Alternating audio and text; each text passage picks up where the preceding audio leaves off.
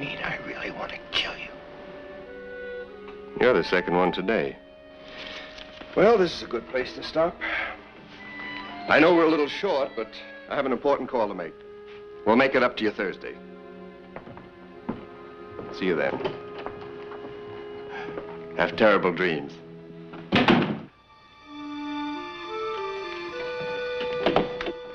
Miss Fielding, I want you to call the police.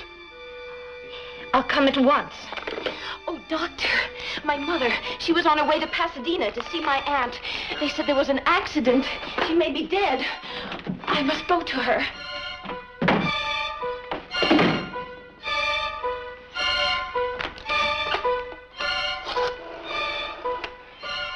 Operator, I want the police department. Homicide Division, Captain Amos Burke.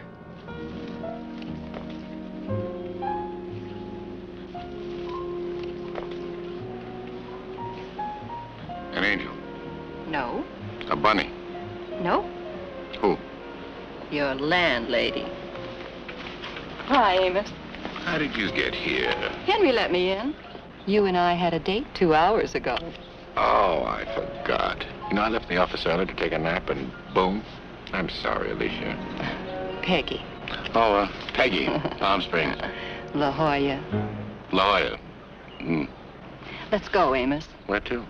Well, Henry's packing your bag, and you and I are going down the coast to my beautiful beach house, where no one can reach you.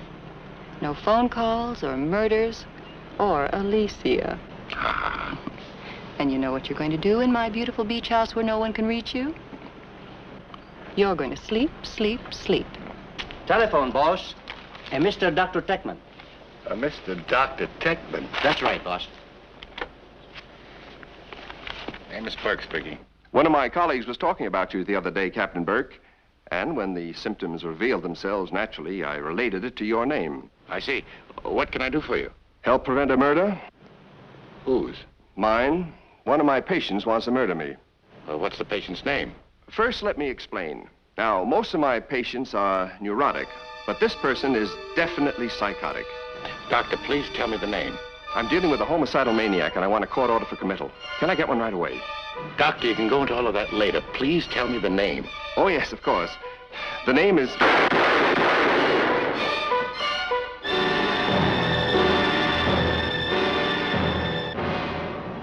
Better get the car out, Henry. Yes, boss. Where are we going?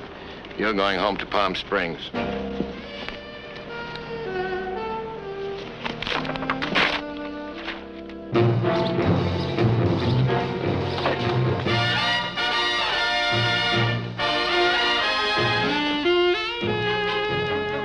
It's Burke's Law.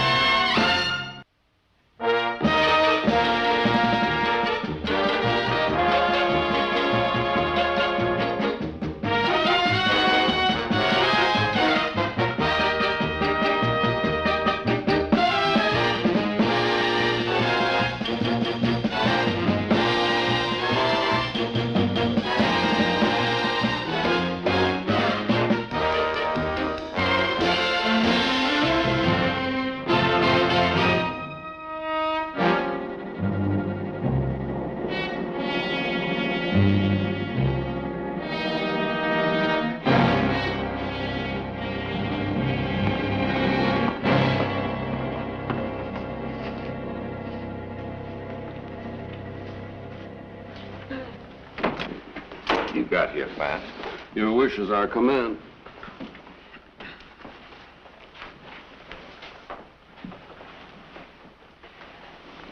What have you got? 45 slugs, close range. 3 of them in the back. Anything else? Burn notebook in the bowl. It could be something.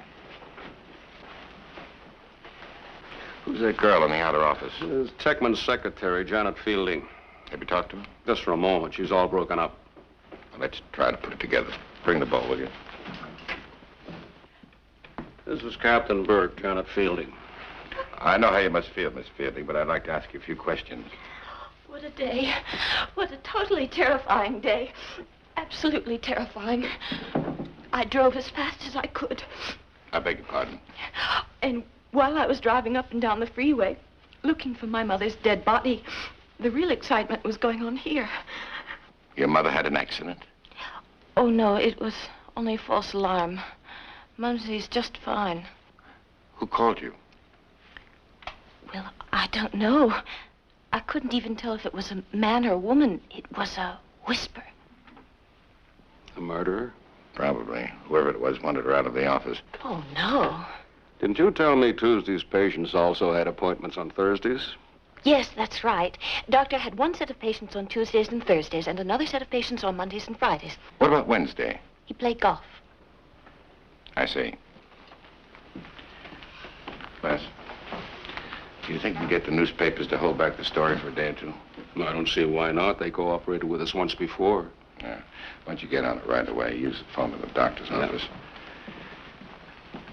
Miss Fielding, if anyone calls the doctor, I want you to tell him that he's home, not feeling well.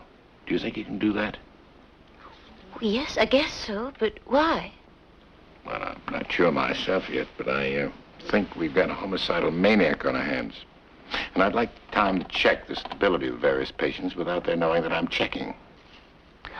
But what about Mrs. Techman? Shouldn't his wife know about not telling people he's dead, too? I'm on my way to see her if you'll give me the address. But first, I'd like to make sure that you'll cooperate. Well, Don't you want me to find the doctor's killer?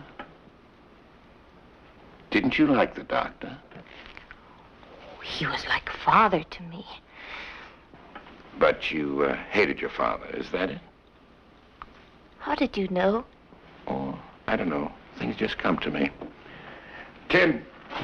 Yes, sir? Get a list of today's patients. I'll meet you back at the office after I visit Mrs. Techman. Well, Or what? where is it? Where's what? The list? But you just asked me. You mean you don't already have it? No. You mean you haven't anticipated me? No, sir. You mean you haven't solved the crime yet? No, sir. There's hope for you yet.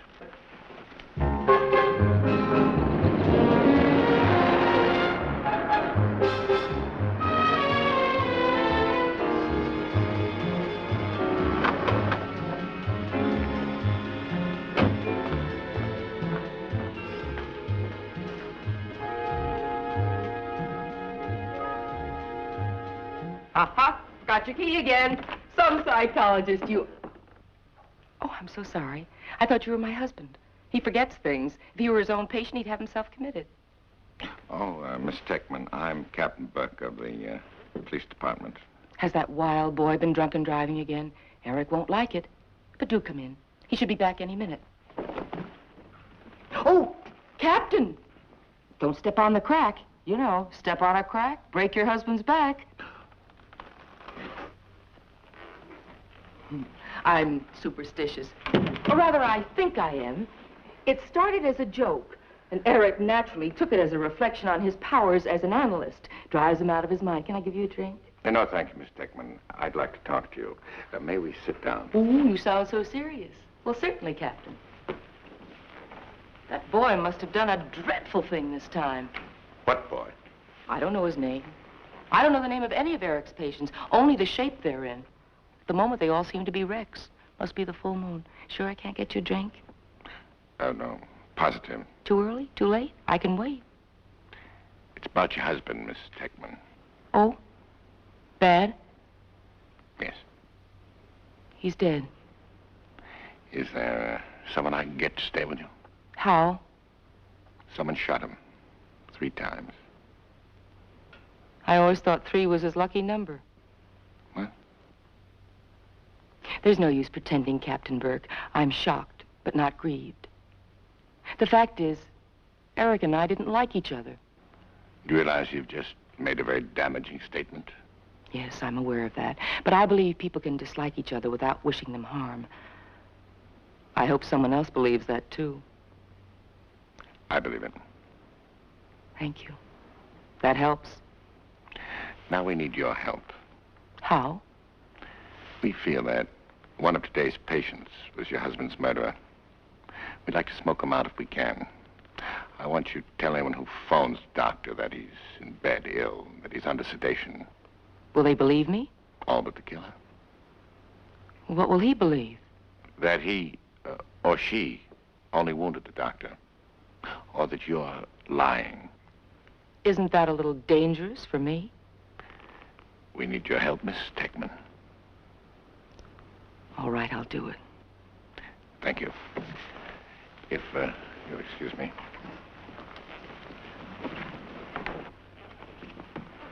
For how long? Only till we get a line on all of today's patients. Day or two at the most. Meanwhile, I'll have a guard put on at the house. And if you should need me for anything, please don't hesitate to call. I won't. Something else? Why did your husband dislike you? You mean, how could he not love me? I suppose that's what I mean. It's very simple, really. Eric thought he was perfect. And he was, except for one little flaw. And, what was that? Me? I was the flaw. Don't step on the crack.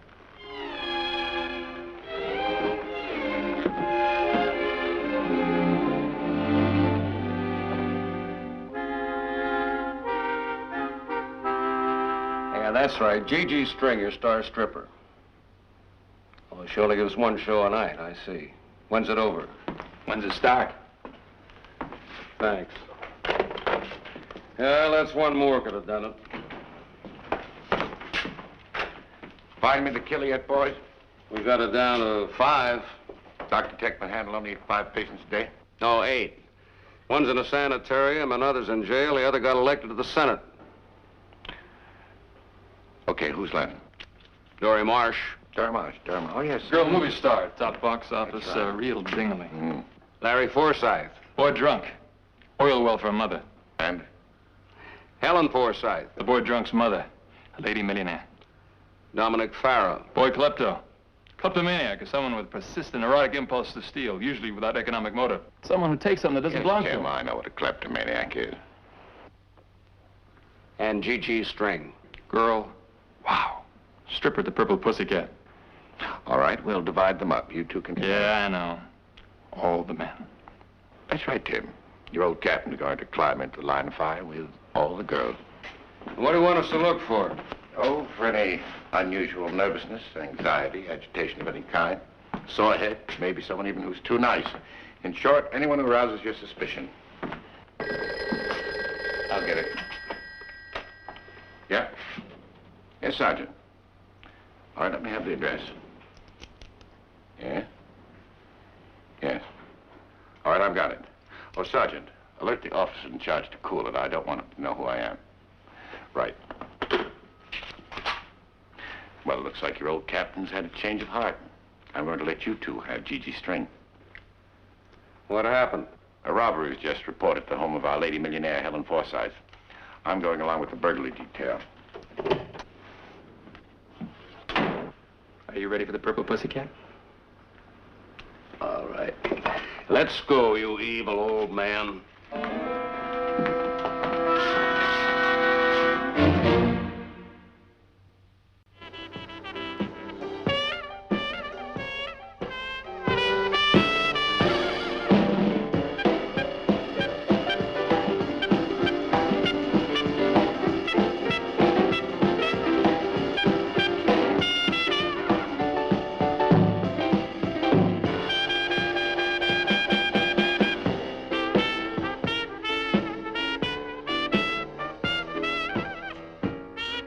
Pretty interesting, huh?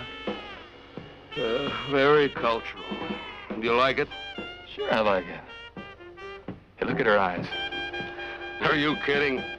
Look at that hostility. She hates everybody in this room. Hates them.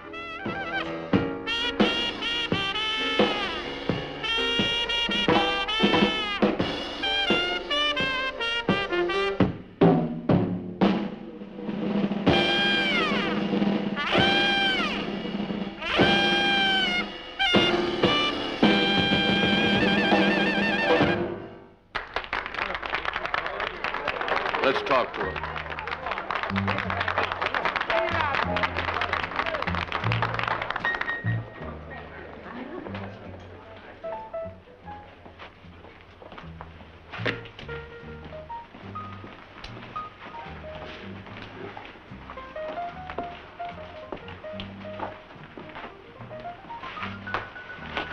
My boyfriend Mickey failed math again last semester, so I cut down his allowance. Something I can do for you, gentlemen? Yeah, I heard from the newspaper. We'd like to interview Miss Gigi Stringer. Oh, Gigi won't even talk to a man through a closed door unless she's fully dressed. Would you tell her we'd like to talk to her? Sure, honey. I'll tell her. You go on out front and I'll send her out. Purple pussycat, backside. One of you less heart? Yeah, that's me.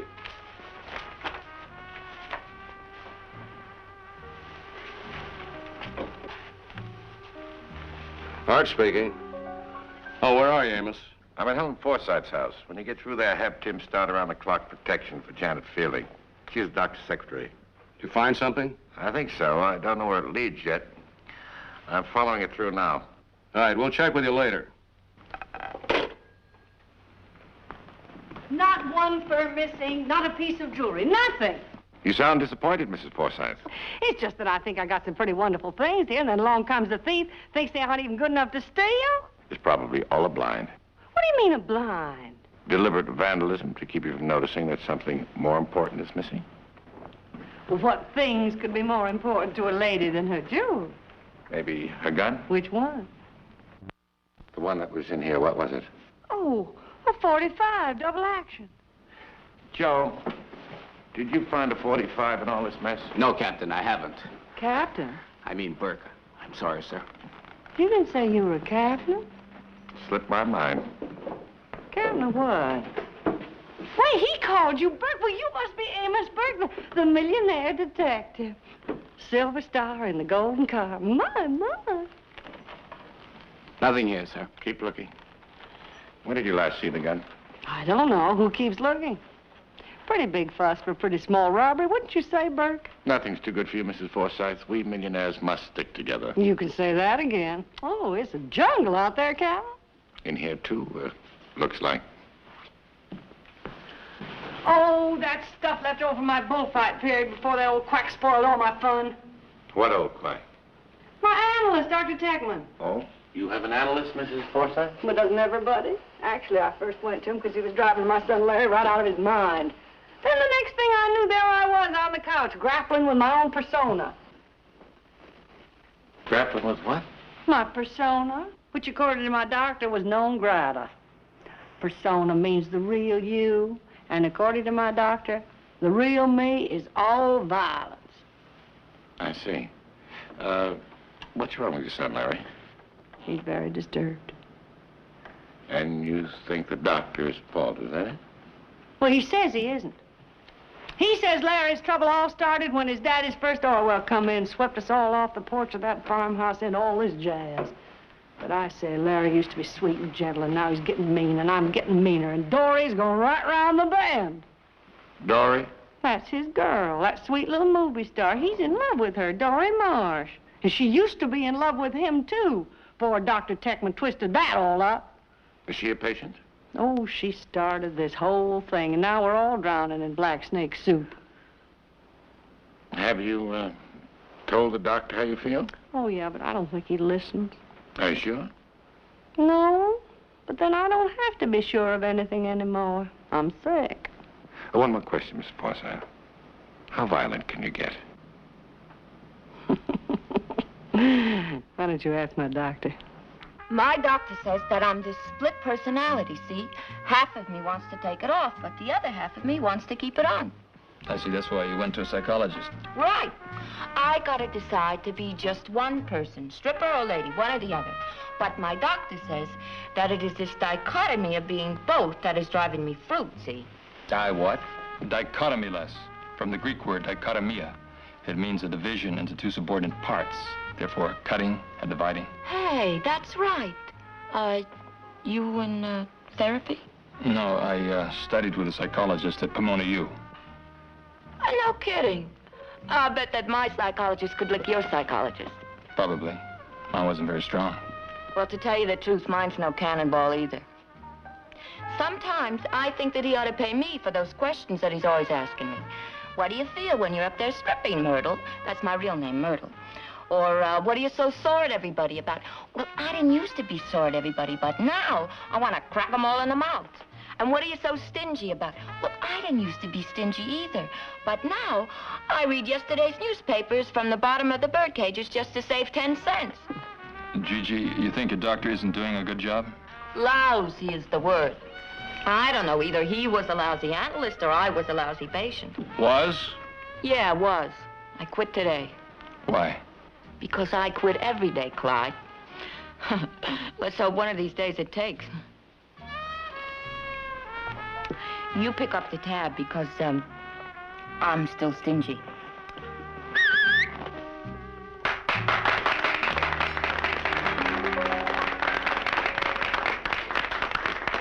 Well, what do you think? I'll tell you, Les, anytime she walks into a room, I'm not going to have my back to the door. You want me to go along with you to Janet Fielding's? No, thanks. After this one, Janet will be a month in the country.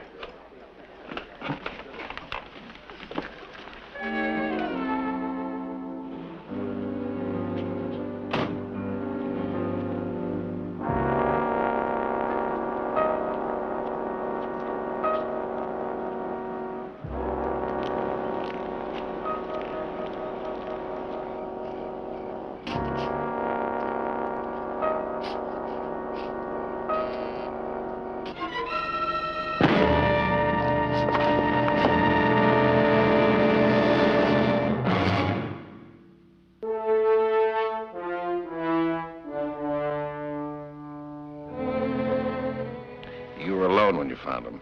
I was all alone. I heard these groans, and I went out and dragged him in and called the police. And they called me. And here we are with nothing. Except me, Captain. That's what I said. Some month in the country. Did you see or hear anything before you were hit? I don't think so. Janet said she didn't hear anything either. Say, that's no stay-at-home watch TV by yourself outfit. Oh, well, it's my way of living.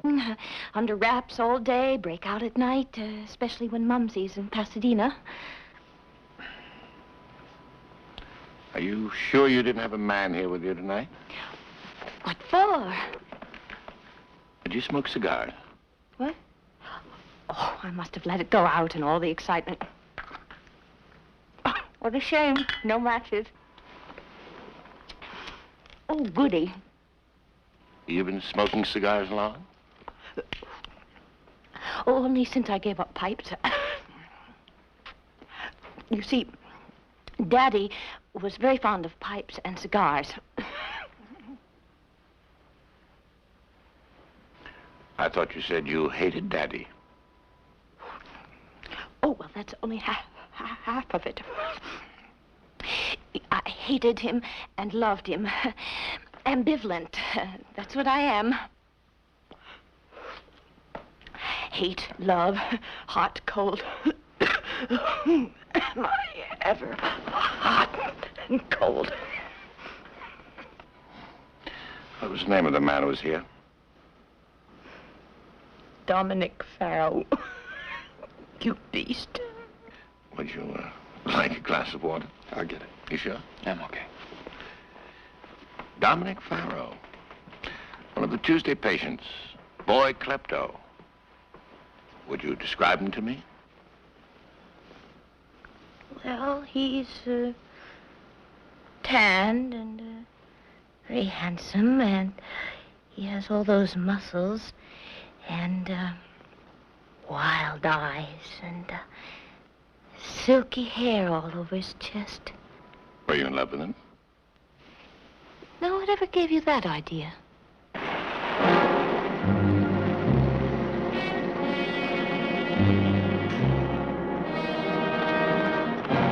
Where are they? Apartment D.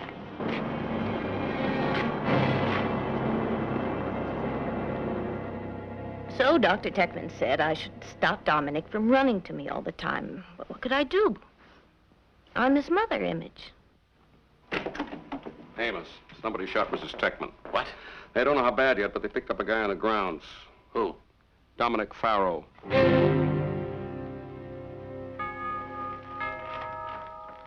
What's the story, Jerry? Well, I was patrolling in front when I heard a shot from the rear. I ran around back. I saw the lady lying by the kitchen door. Saw this guy, so I nailed him. Are you Dominic Farrell? Yes, sir. Did you shoot her? No, sir. Where's Mrs. Techman? She's in the living room. The doc just left. All right, stay with him.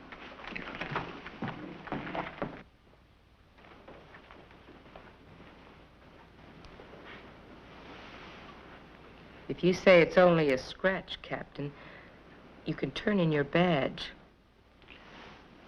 What happened? I couldn't sleep. I went to the kitchen for a glass of hot milk. Someone knocked at the back door. I opened it. No one was there. Suddenly I was scared. I tried to think of a superstition to ward off whatever it was, and all I could think of was 1, 2, buckle my shoe, and then the shot, and I fainted. Next time, try 3, 4, lock the door. I know it was stupid of me. I thought it was the officer on guard. Someone tried to kill me. It's hard to believe. You think she knows something? That your husband confided in you? I think so, too. But he didn't. Well, it doesn't matter now. I think we've got the fella. I'd like you to see him. Come back here, all right. Come back here. Dr. Techman, help! Take it easy, boy. I gotta see the doc. He'll straighten us out. We just want to ask you a few questions. Come on now. What are you doing here? Well, the doc said any time I felt bad, I was to come here. Next thing I know, there's a shot, and this guy is jumping me. You think this boy shot me? He's the one, ma'am. Well, you're joking, aren't you, Dominic Farrell? Yeah, how'd you know? Well, my husband told me about you. He sent me a picture of you two skiing together in Sun Valley. He is one of my husband's patients. Could I see the doc, please? I'm sorry. He's not feeling well. He's taken his sedative and gone to sleep. He's sick? He's all right. Can't it wait till your Thursday appointment? Yeah, I guess so. What's the matter, Nick? You fighting an urge to steal again? Oh, well, the doctor told me all about your problem. It's nothing like that. Well, what is it then? A girl? What's the matter? Fight? No, no fight. Everything's fine. We're crazy about each other. That's what worries me. What do you mean? I just want to know why. Oh, Nick, you can find out why on Thursday. Now, why don't you go home and get some rest? He can go, can't he? What about the gun, Jerry? Well, there's no gun to be found. All right, you can go, but don't leave town. Thanks, Mrs. Techman. And tell the doc I hope he feels better. Oh, and tell him I feel great. Just great. I mean, I think I do. Who knows for sure? I thought you didn't know your husband's patients. Oh, Nick's a special case. He was my husband's ski instructor at Sun Valley. He asked Eric to treat him for a mild case of kleptomania. And he followed the doctor all the way to Los Angeles. Eric thought he needed longer treatment. Why did you let him go? No gun, no time to hide it. Therefore, he can't be the one who tried to shoot you. Oh, I thought it was my eloquent plea that persuaded you. It usually makes me suspicious. I thought you were human, Captain. Not on duty. And when the case is over? Then I try. Yes, please. Where have you been? Oh, Amos, I was hoping it was Tim. What's wrong now? I'm not sure. Where is he? I don't know. I took him to the emergency hospital for the night. By the time I got back here, he's already called in and found that Larry Forsythe, the boy drunk, is living it up in a bar in Santa Monica. And? Well, Tim takes after him by himself. Since then, nothing. Dumb kid, I ought to fire him. Yeah, for his own good. What is it, Sergeant? What? When? Dory Marsh, the movie star, attempted suicide this afternoon. How?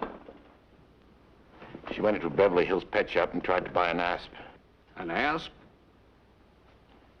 Who made the report? Oh, she did. I see. Oh, thanks. Oh, what a case. I'm beginning to think that Techman shot himself. 3 times in the back? Makes more sense than some of the ideas I've been playing with. How's the boy klepto Dominic Farrell? Hiding something. And so possibly is G.G. String. I'd say this case is loaded with possibilities. When's the killer going to show himself? I know it sounds crazy, but I think he already has. I keep getting the feeling that something that somebody has said to me or to you or Tim has told us who the killer is. I just can't get a handle on it. I think we're going to have to crowd him a little. How? I'm not sure yet, but I'm beginning to get the glimmer of an idea. Yes, Sergeant. Put him on. It's Tim. Where have you been, Timothy? Yeah? Yeah? Wow. Do you need any help? All right, then you handle it. We'll take care of this end right away. Now, you be careful, boy. Tell the lab to get ready to process a 45. What happened? Larry Forsythe just shut up the airport. He and Dory Marsh tried to steal a small plane to fly to Mexico, but some movie fans recognized it, and she tried to kill herself again. Tim's sending the gun back here. She shot herself? No. She ate a window box full of petunias. What? She wanted to die of DDT. Oh, she's kidding. I doubt it. Last week she tried to hang herself with a bikini. Oh. A bikini?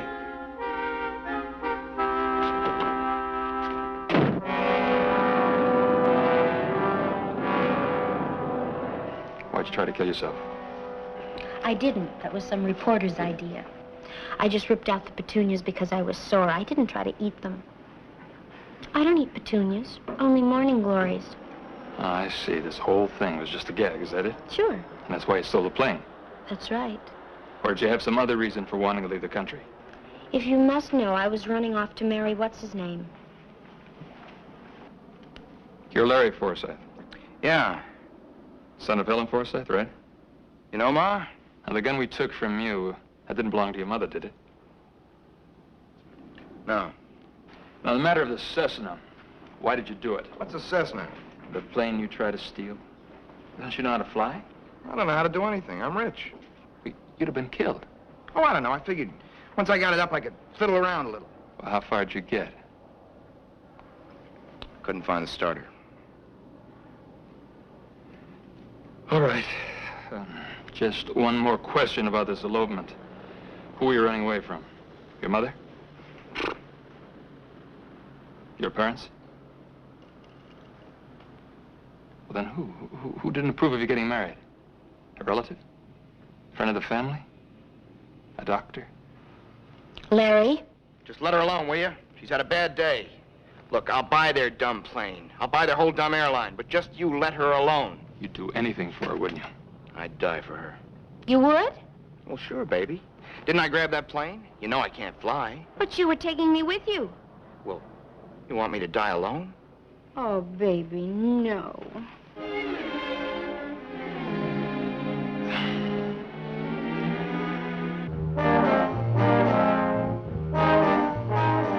You mean you're going to take Doctor's place with his patients today? That's right. As each one comes in for his appointment, you just send him to the doctor as usual. I'll take care of them. But why are you doing this? Because it's Thursday. And all of our suspects, the Tuesday patients, are due in for their Thursday session. Now, one of them is our killer. I'm scared. Oh, you don't have to be. If something about someone frightens you, just press the buzzer and keep pressing. I'll be in there, and so will Tim and Les. Now, we've got 10 minutes before our first patient. Captain, what if somebody doesn't show up for their appointment? Well, I think then we can presume that that somebody is our killer. Captain Burke, I'm all thumbs. Well, then, use your index finger. You'll do fine.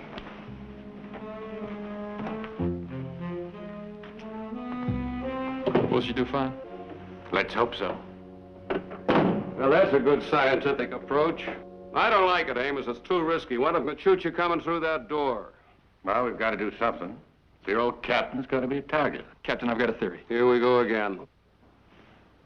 What if it isn't a patient at all? What if it's Janet? Could be. But what makes you think it has to be one murderer? It could be two of them working together. No, you don't mean Dory Marsh and Larry Forsythe. Well, They didn't do it. I'm sure they didn't do it. What I mean, Captain, we know they're kooky, but they're nice. sentimental fellow, isn't he? I'm not sentimental. I'm as cold-hearted as you. Well...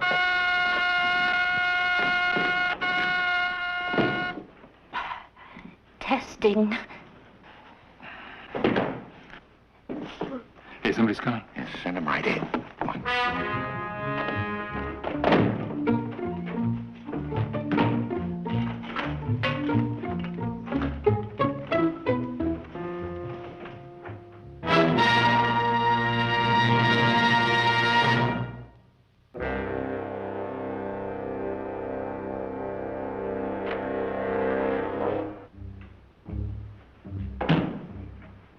I said I could kill you.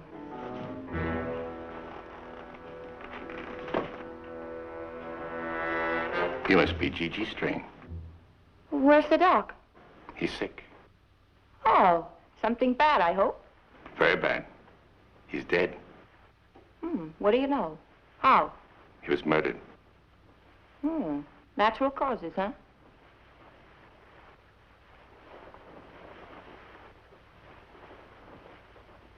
Who are you, a new doc? I'm Captain Burke of Homicide. Oh, you got any idea who did it? Yeah. I happened to be talking to the doctor on the phone when he was shot. Well, listen, if you know who did it, what are you wasting your time with me for, huh? Well, I just want to make sure that you're not mixed up in it. Look, Clyde, I don't like to tell you your business, but the fact is it takes sincerity to murder somebody, and I am a very insincere person. That's how come I kept getting so sore at Doc Techman. How do you mean? Well, he kept insisting that I had this HT syndrome. HT syndrome. HT, that's for Helen of Troy. It's this strange kind of quirk that makes you want to drive men mad. Very interesting. Well, I'm going to give up that quirk. I'm going to give up stripping, too. I'm going to join a nice school like Notre Dame, and I'm going to learn to be a good, kindly, mature citizen. Notre Dame is a school for men. It was.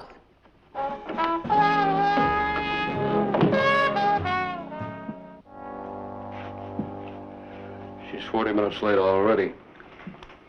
She never misses her appointment. Never, ever, ever, ever. Now she missed this one. Could be our girl. Dory Marsh? I can't believe it. Neither can Tim.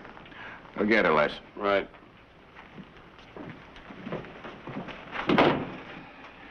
Looks like your teenage Cleopatra's our mystery guest. We'll stay with the patients until we hear from Les. Next one's due in a few minutes. Into your bunker, boy.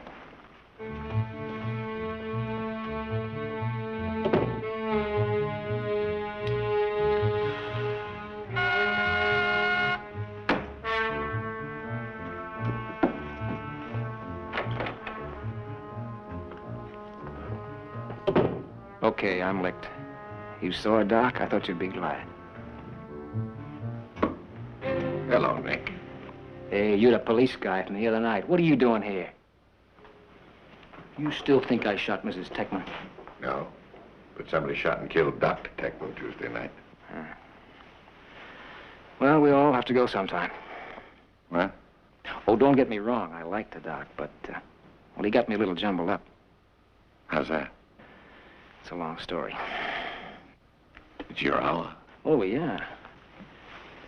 Well, at this lodge in Sun Valley one day, I'm a little snowblind, see? So I pick up a guy's watch and I hold it up close to read it. The doc grabs me and says I'm a thief.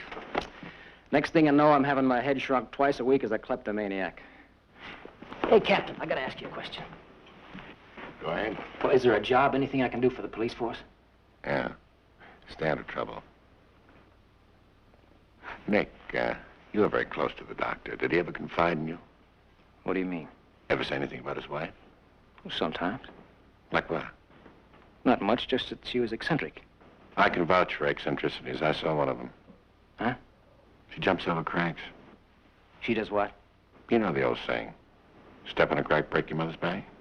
She says it all the time. Oh, boy, and the doc said I was sick. Hey, Captain. Yeah? You know who did it? Yeah? Poor kid. Who? Jonathan. You think Janet did it? Oh, no. I meant with the doc dead, she doesn't have a job either. You know what I'd like to do? No. What? Take her to lunch. Well, go right ahead. Oh, Nick,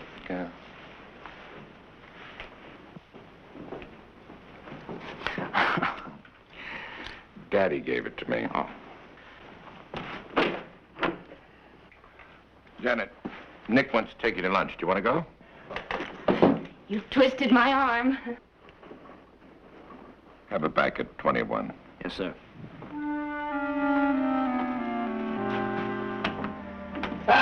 Don't step on the crack. What? What's that saying? Step on the crack, break your husband's back? That's it. Come on, honey. Jump the crack. Here we go.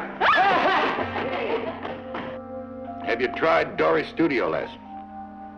How about her agent? Her publicity man? Her business manager?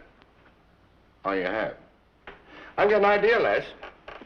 Why don't you call the police? Your old friend Dory has completely vanished. So is your old friend, Janet. She's 1/2 hour late. You still think she's it, huh? According to my theory... Get your theory in the bathroom.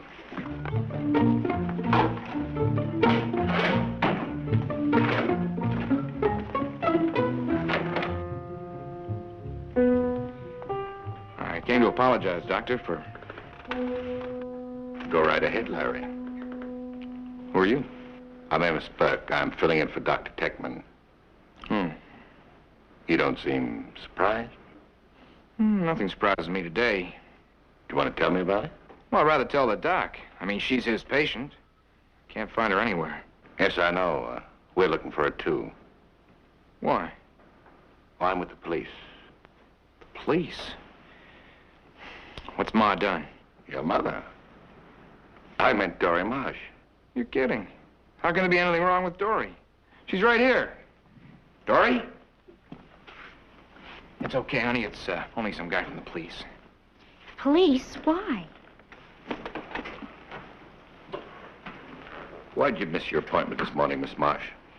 Larry kidnapped me. I took her to Las Vegas. Made her marry me. Congratulations. He really loves me. And all this time I thought he was just carried away by my being a glamorous and famous movie star. When can we see the doc? Why don't you two kids wait until you have your honeymoon? Hey, I forgot about our honeymoon. I gotta take you some nice little place. I know, why don't I buy us one of those big old hotels? Where do you think you'd like it? In Rome or London, Istanbul? Whichever one's the cheapest, lover. Saving me money already. What a wife. Come on, honey, we're off to Europe. But, sweetie, I don't have a passport. Don't worry, baby. I'll buy you one. Did you get on that right away, Joe? Right. So...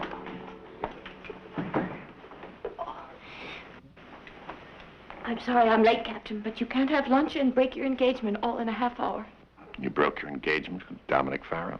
But it was my own fault. Dr. Techman warned me. But I wouldn't listen, or else I didn't believe him, or else I just couldn't do anything about it. What did the doctor warn you about? Well, he said whenever I was happy, I got too bossy. That Nick would never stand for it. Well, he didn't. Would you like to take the rest of the day off? Tim will drive you home. Well, at least you can see it to your car. Janet, I don't think you're too bossy. Oh, yes, I am. You're just seeing me at my best. Oh.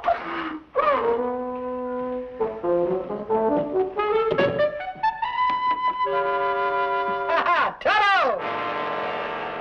Oh, Burke. Sorry, Burke.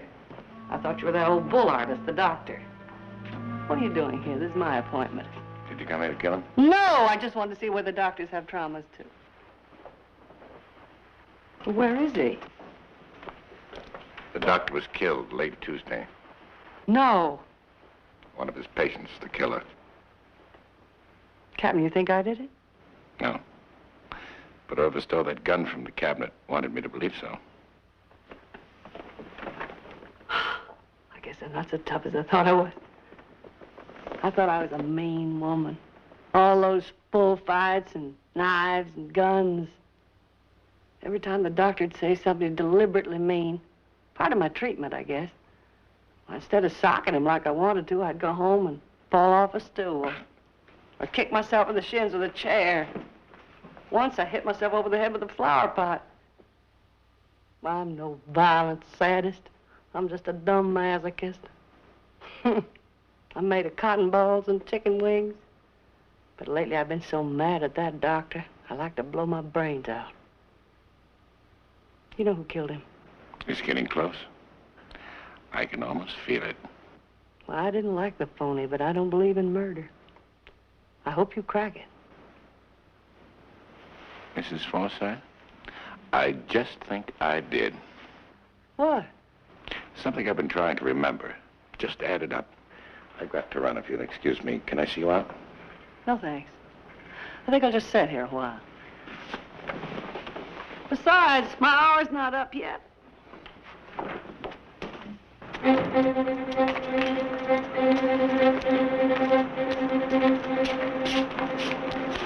you going? Trying to pick up the killer.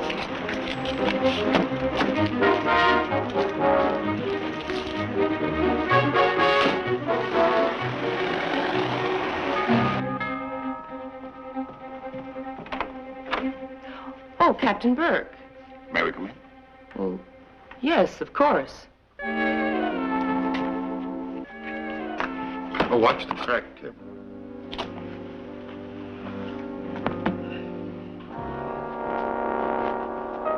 Are you, going someplace? A little shopping. Where's the officer I left here? He got a phone call. Said he'd be right back. Tim, go upstairs, look around. Jerry wouldn't leave.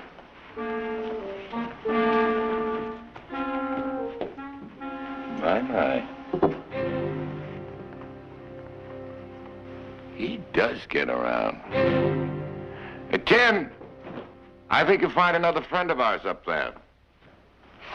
Would you mind telling me what this is all about? It's murder, Mrs. Techman. It's all about murder.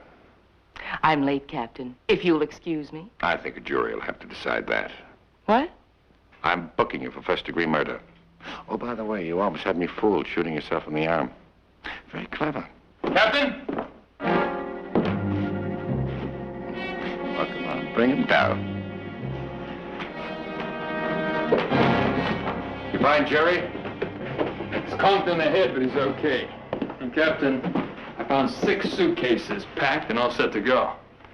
I guess we got here just in time. You know, for a fellow who didn't know Miss Techman, I'd say you got real friendly in a hurry. Okay, so I know her. I'm in love with her, and I have been since the first time the doc introduced us. So what does that prove?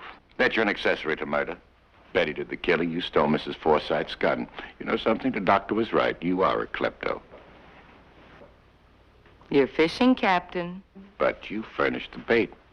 That first conversation we had, I remember it. You mentioned your old superstition, but it got away from me. I couldn't remember it. And then finally I did. Step on a crack, break your mother's back. But you didn't say that. It was a Freudian slip. You said, break your husband's back, which you did with 3 well-placed bullets. Hey, well, how'd you tie me in? When you left the office with Janet today, you said it the wrong way, too. Break your husband's back. I'd say it pays to fraternize. Oh, come on now, Nick. You've been watching too much television. Tim has a gun, and so do I. Now, don't be silly. Come back here.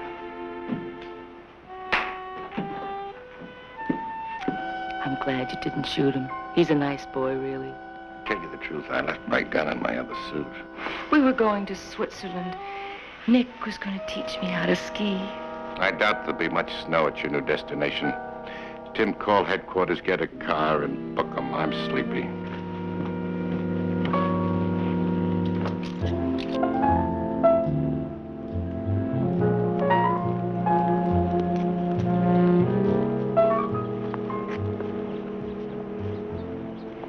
Amos. Come on, Amos. Wake up. You have to go to my beach house so you can sleep. Amos, darling, please wake up. Who is it? Alicia?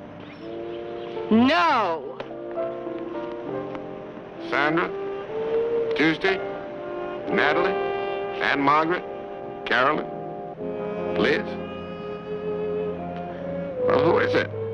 Me, boss. Henry. Henry.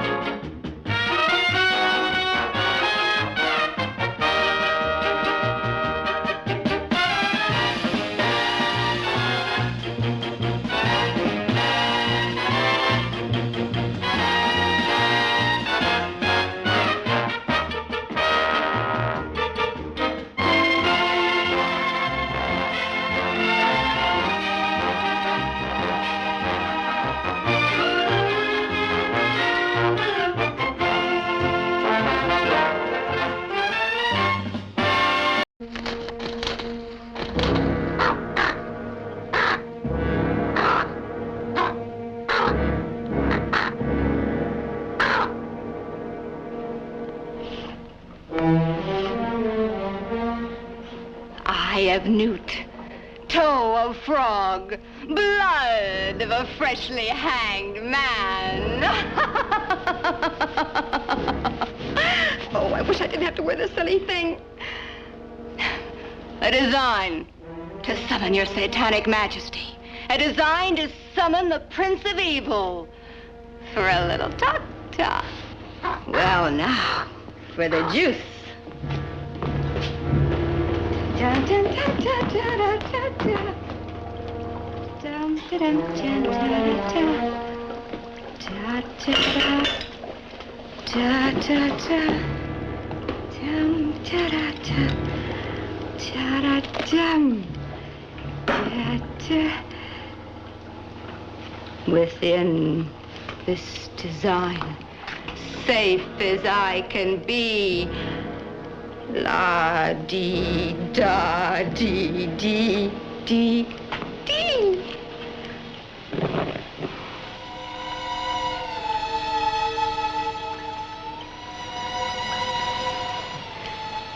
You who know all, see all, come to me.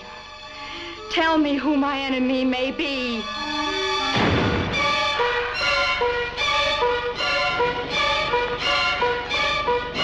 You. You're not?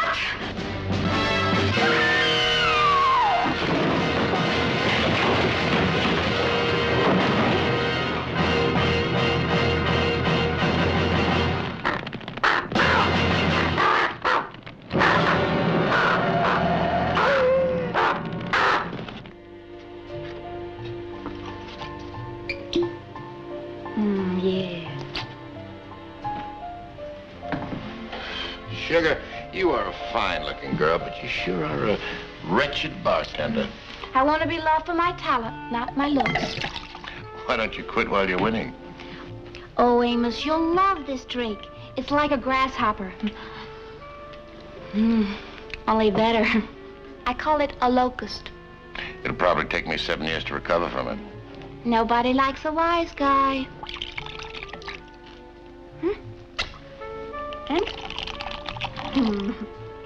Your concoction's beginning to take on a rather murky look, love. Oh, Amos, you just have no spirit of wild adventure. Oh, I don't know. I date you, don't I? You know, I think a relationship should be based firmly on hate, don't you? That way we have no place to go but up. One sip of this, I'll probably wind up in orbit. It's open. This just come for you, boss. At this hour? Come by special delivery. Had to sign for it. From Purity Martha, Beverly Hills return address.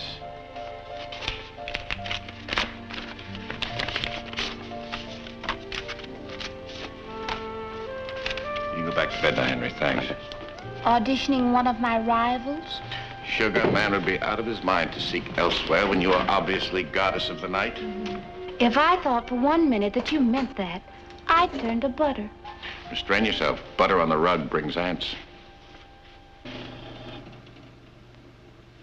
Good evening, Captain Burke. My name is Purity Mather.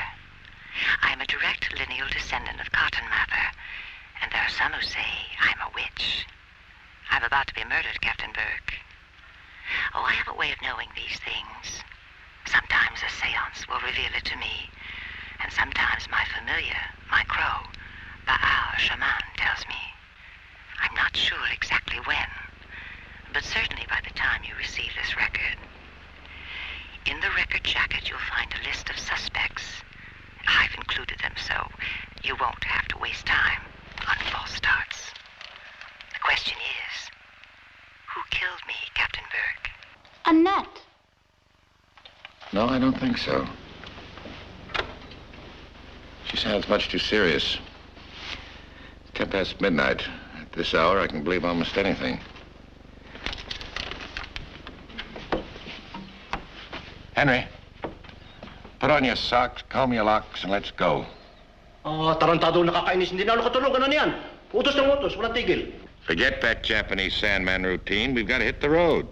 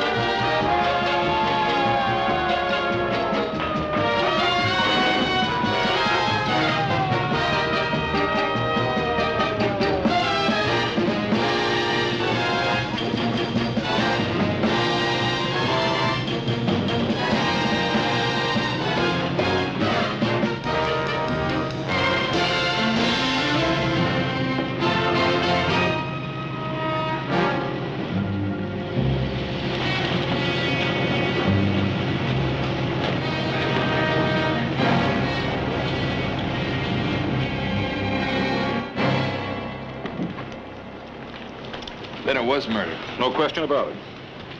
Fire. The witch died by fire. Yeah, but not this one. Asphyxiation. She was dead before the flames got to her. And what disfigured her? Take a look. You can call it fire if you want to stretch a point. Modern fire. Sulfuric acid fire. Right in the face. She had enemies. The flames hadn't quite got to her before the boys got her out. We made the identification by that tattoo on her shoulder. The traditional witch's hallmark. Neighbor saw her sunbathing and noticed the tattoo. If it hadn't been for that, identification would have been impossible with the flames and the acid. And I bet there's a run on binoculars in the neighborhood. All right. What's the punchline? There's no bathing suit marks. She caught the sun in the nude.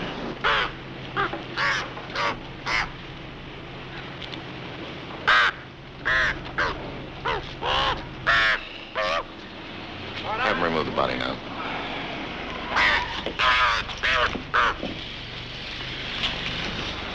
You can guard my cornfield any day. Must be her Baal shaman she talked about in the record. Whatever happened to the good old-fashioned witches of Mother's Day? Cats were good enough for them. She's a nonconformist. Probably rode a vacuum cleaner. Captain, look at this medallion. It's got the same design as that tattoo, a star and a trident.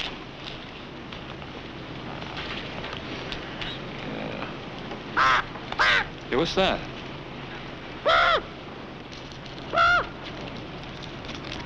It says, summon me from fire, the witching hour, full of woe. We start from 00 nowhere. Any clue we might have found went up in flames with that house. No. It's a juicier start than usual. Purity Mather reaches up to us from the grave to help us. She sent me a list of suspects. How many? 5, all winners. Tim, make a copy of these 2 notes. We'll split the action, show it around, ask a few irrelevant questions. Look busy. I'll see you at the office. Captain, what about Baal shaman? Well, you can bring him back to headquarters. You're beginning to look like something out of Edgar Allan Poe. Never more.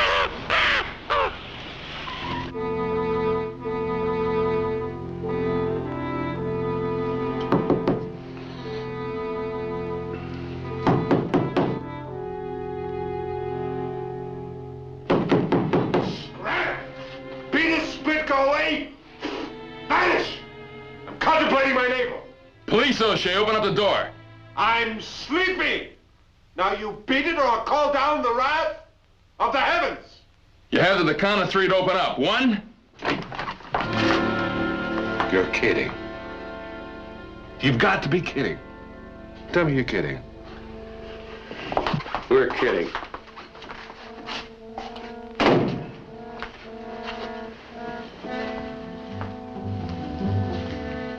That's a bed of nails. You're a fake hair. Yes, that's right. How'd you know? Fake hair George O'Shea, right? Yes, that's right. Okay. Now, look. How do you know, and who are you, and what are you bugging me for at this time of night? What's a fakir? Muslim mystic. A holy man. And they're supposed to be able to control their bodies so totally that they can sleep on a bed of nails. Fakir O'Shea, an Irish Muslim. I was with the 10th Air Force flying from India over the hump to the Yunnan province. I became an adept there. Say, what the place do you guys want? Say, you have quite a lab here. Why not? I earn an honest living. Doing what? I'm a consulting chemist for several cosmetic firms. Now, what do you want? Copper vitriol COS of 405H2O, iron vitriol, and zinc vitriol. The 3 crystallized forms of sulfuric acid. Do you have much use for sulfuric acid, Fakir? I use it for etchings, for dyes, varnishes, calico printing. Say, what is this all about? My patience is wearing thin. You're supposed to achieve the state of cosmic bliss, Fakir. Why are you so nervous? Nervous? Me?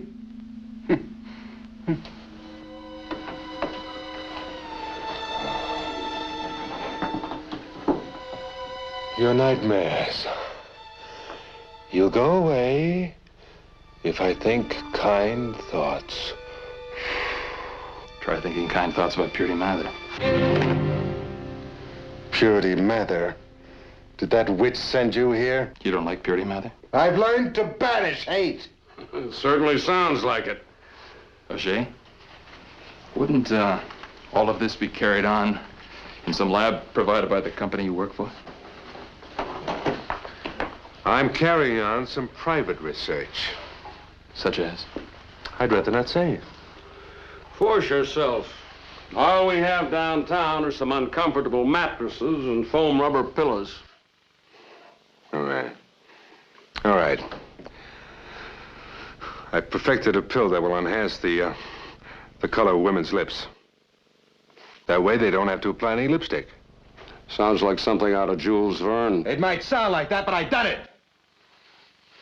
Well, I admit, it wasn't right at first. I was getting too many blues and greens. It made everyone look like they'd been in the water too long. A real winner. But it's perfected now. And that rotten tramp Purity. She stole the formula. She tried to market it herself. But just let her try.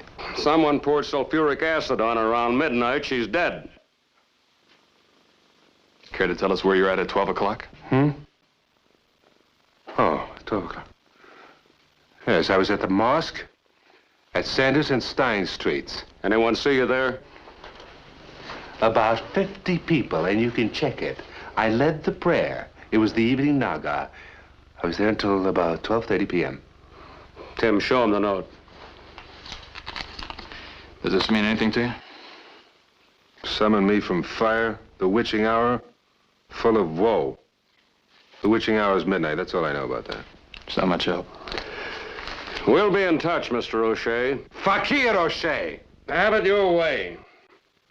But don't leave town. Well, I'm innocent. I had nothing to do with it. It's all well and good. Just stay put. I can send my astral body anywhere at will. And what happens to your earthly shell? Well, it stays right here. We'll settle for that.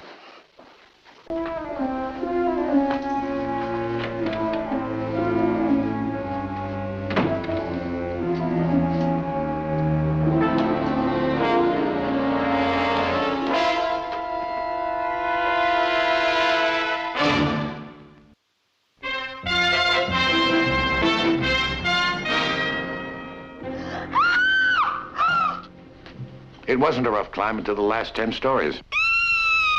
Key of C sharp. Good evening. Now let's talk about murder. You didn't actually climb 17 stories to get onto my terrace, did you? Oh, no. I knocked on the front door, but there was so much noise, I walked around the terrace entrance. Well, I have been chasing her a little bit. I like that. She likes to make noise. It's one of her more charming habits. See? Your wife? My wife? Oh, no. Just pleasant evening's entertainment and diversion. How do you feel about tossing sulfuric acid as a diversion? I dislike being rude, but would it upset you terribly if I asked who you are? Oh, forgive me. I'm Captain Burke of the Homicide Division. The police? Unless you know another organization that peddles homicide. My name is Bug. I.A. Bug. Yes, I know, Mr. Bug. Would you mind telling her that I'm harmless? It might put some color back in her cheeks. She's easily frightened. She probably thought you were a ghost. Would she have any occasion to meet ghosts up here? Oh, yes. As a matter of fact, yes. See, I hold seances here from time to time, and one time she was badly frightened by a large glop of ectoplasm. Did Purity Mather have anything to do with these seances? Oh, yes. You spoke of murder. Did someone kill Purity? Yes, around midnight. You're smiling? No tears? No grief? Oh, I knew it had to happen. Viola is getting even with her. Oh, joy, oh, rapture. Oh, joy, oh, rapture. Oh, joy, oh, rapture. Mr. Bug, we're not finished talking yet. No, and I just want to change my clothes. You talk to... a girl talk to nice man. You talk to nice girl. Oh, joy, oh, rapture. Oh, joy, oh, rapture. Oh, rapture. Oh, joy, oh, rapture. Oh. Thank goodness he's gone. I can relax for a minute. And you can't relax when he's around. Not at the prices he's paying. I gather you two have a business relationship? In a manner of speaking. Well, as long as you're speaking, would you mind telling me a little bit about your business partner? Well, he's a millionaire with nothing to do but amuse himself. What's the connection with Purity Mather? How should I know? I only come up here 3 nights a week and let him chase me. He never catches me. He doesn't really want to. I do a little screaming and giggling, and he thinks I'm the greatest thing since sliced bread. Must have something to do with the seances. Well, could be. He's a seance nut, all right.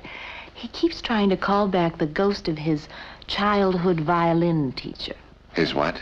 Sure, that's Viola, the one he was giggling about. He told me there was some woman gypping him out of a lot of money, trying to raise this violin teacher, this Viola, but that it was all a fraud, and he planned to get even. And now, as long as we're speaking, why don't you tell me a little bit about you? He's taking too long.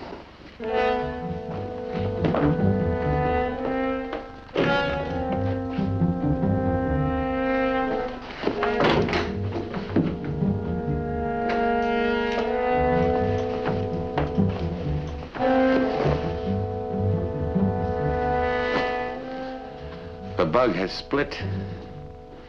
But how? The only exits are past where we were talking. Of course. A private elevator. Probably leads directly down to the garage in the basement, non-stop. Oh, maybe that explains it. Explains what? Well, he was with me all evening except for about half an hour around midnight. He said he had a stomach ache. He came in here and locked the door. Hey, wait a minute. What about me? I haven't been paid yet. When I find him, I'll tell him to mail it to you. What's your name? Girl. First to last. Both. Girl, girl.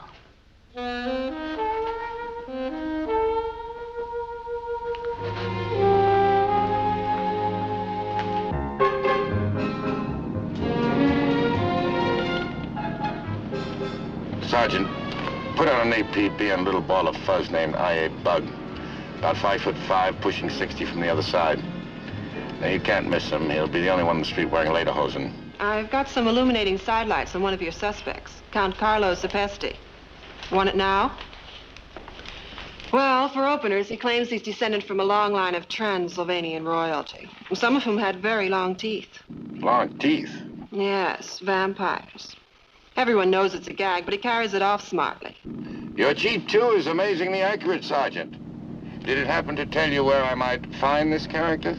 He operates like a traveling salesman, lives out of his car. What's so peculiar about that? Well, Motor Vehicle Bureau tells us the only car registered to him is a glass-sided hearse. You're kidding. Oh, you might try the Studio City Theater at Ventura and Laurel Canyon. The Studio City Theater? Yes, there's an ad in the entertainment section of the paper that says Count Carlos Sapesti will be making personal appearances at an all-night horror movie at the theater.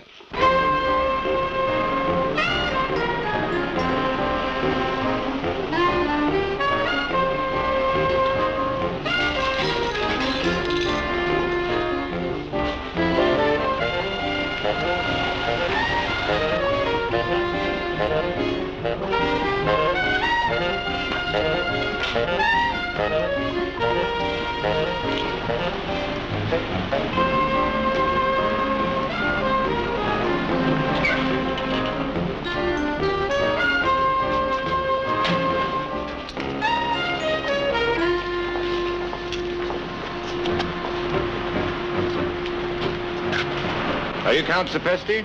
No, sir. Is this the Count's hearse? No, it's his home. Well, is he at home? You might try the front door. It's in back. Naturally.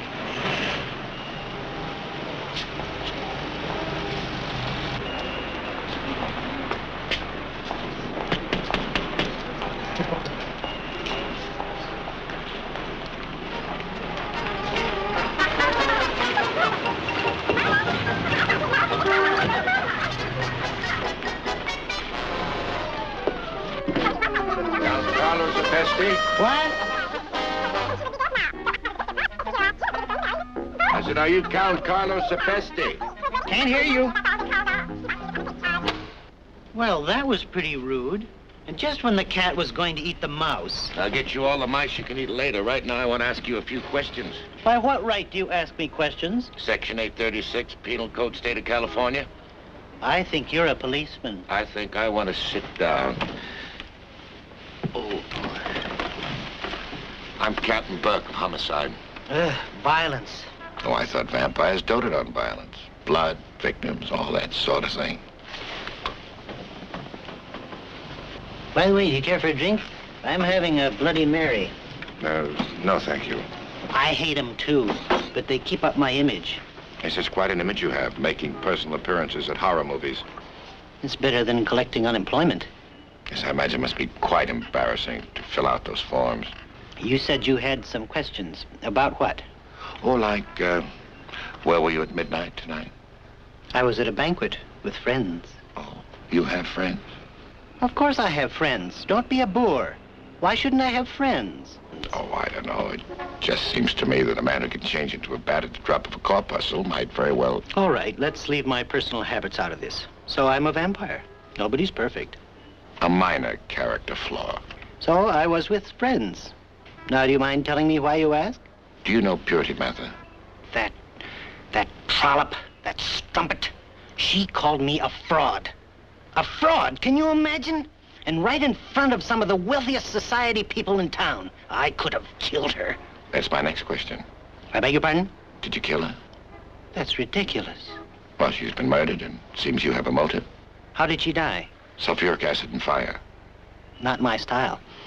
Too messy. All my best work is done with just 2 little holes in the neck. Sepesti, I think she was right. You are a fraud. You're certainly not a vampire. I'm not sure yet whether you're a murderer or not. Just because my teeth aren't sharp. There's no need to make fun of me. It's not my fault I have dental troubles. Dawn. Dawn is coming. My show is over. I must go home. Look, there's just one more thing. Does this mean anything to you? Summon me from fire. Not a thing except that it's in Purity's handwriting. I gather you knew her quite well. She was a strange girl. She swore she was a witch, but nobody believed her. The way they believe you're a vampire. There's no comparison. I'm authentic. Is there anything you could tell me about Purity's friends? Which ones? Oh, let's say, Rena Jacobs, for one. Oh, Rena, she's a doll. Oh, yeah? She runs the Health Glow nudist colony. Tell me, what was her connection with Purity? Well, they used to be very close friends, but then Purity stole Rena's fiancé. Poor chap, he died a while back in Europe in a plane crash. And Rena never forgave her. Do you know Venus Hecate Walsh? No. Yes, I do. I met her at one of Purity's seances. She thinks she's the reincarnation of the goddess Venus. She's quite mad, I'm afraid. I really must leave. Yes, but don't turn into a Batamoose or an Aardvark, or leave town. I'm going to want to see you again. I am tied to this town by my native soil, Captain. We vampires lead a rather restricting life. Well, I'm going to have to check into your alibi and see that you really were at that banquet with your friends at midnight. And if you weren't, I can tell you, you're going to live a much more restrictive life. Hurry, Gorgo. Beat the sun.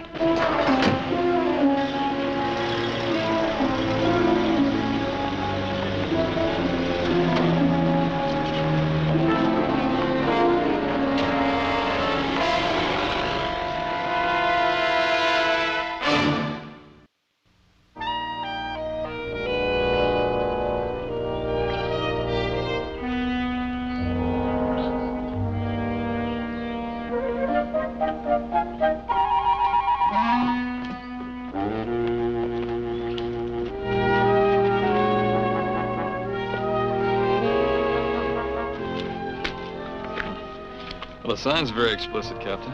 What should we do? Well, we could start by walking in. Naughty, naughty. Over here. Peekaboo-boo. Good morning. May we, come in? Who are you, anyway? I'm Captain Burke of the Homicide Division. This is Detective Tilson. Our license is in order.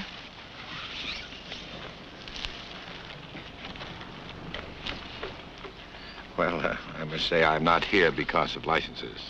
Oh? What are you here about? Are you shocked easily? Captain, when you've seen everyone with their clothes off, there's very little left to be shocked about. I'd say that's good thinking. We're looking for Rena Jacobs. She around? Round in some places, flat in others. I'm Rena Jacobs. How are you at puzzles and riddles, Miss Jacobs? So riddle me a riddle. Here's a little riddle. Summon me from fire, the witching hour, full of woe. Is it an elephant joke? It's a people joke. The tagline has to do with a murder. Anyone I know? Purity Mather. Did you kill her? I don't want to talk about her. I'm going. Would you rather go to the station, talk with your clothes on? What is it you want to know? Well, let's start with where were you last night around midnight? I never leave the colony except for special reasons. Would killing Purity Mather be a special reason? I didn't kill her. You say that with regret. Would you like to know what I think about when I think of Purity Mather? Tell me. I think about a very good-looking, gentle man who couldn't handle love, who turned away from it to accept something that seemed like love, but was really hate and destruction. And I think about an airplane crashing in the Swiss Alps. And that good, gentle man, never knowing. Are you referring to your ex-fiancée, Miss Jacobs? Yes, that's who I'm referring to. And that's what Purity Mather meant to me. That would be a very strong motive for murder. There were others who had better. Such as? Such as a man named O'Shea, a chemist. She stole something from him, something very valuable. I don't quite know what it was, but I think it was a formula for some new invention. Do you know anything else that might help us? That's about it. Except whoever did it has my deepest gratitude. Thank you, Miss Jacobs. I appreciate your help. It wasn't easy. But you're welcome.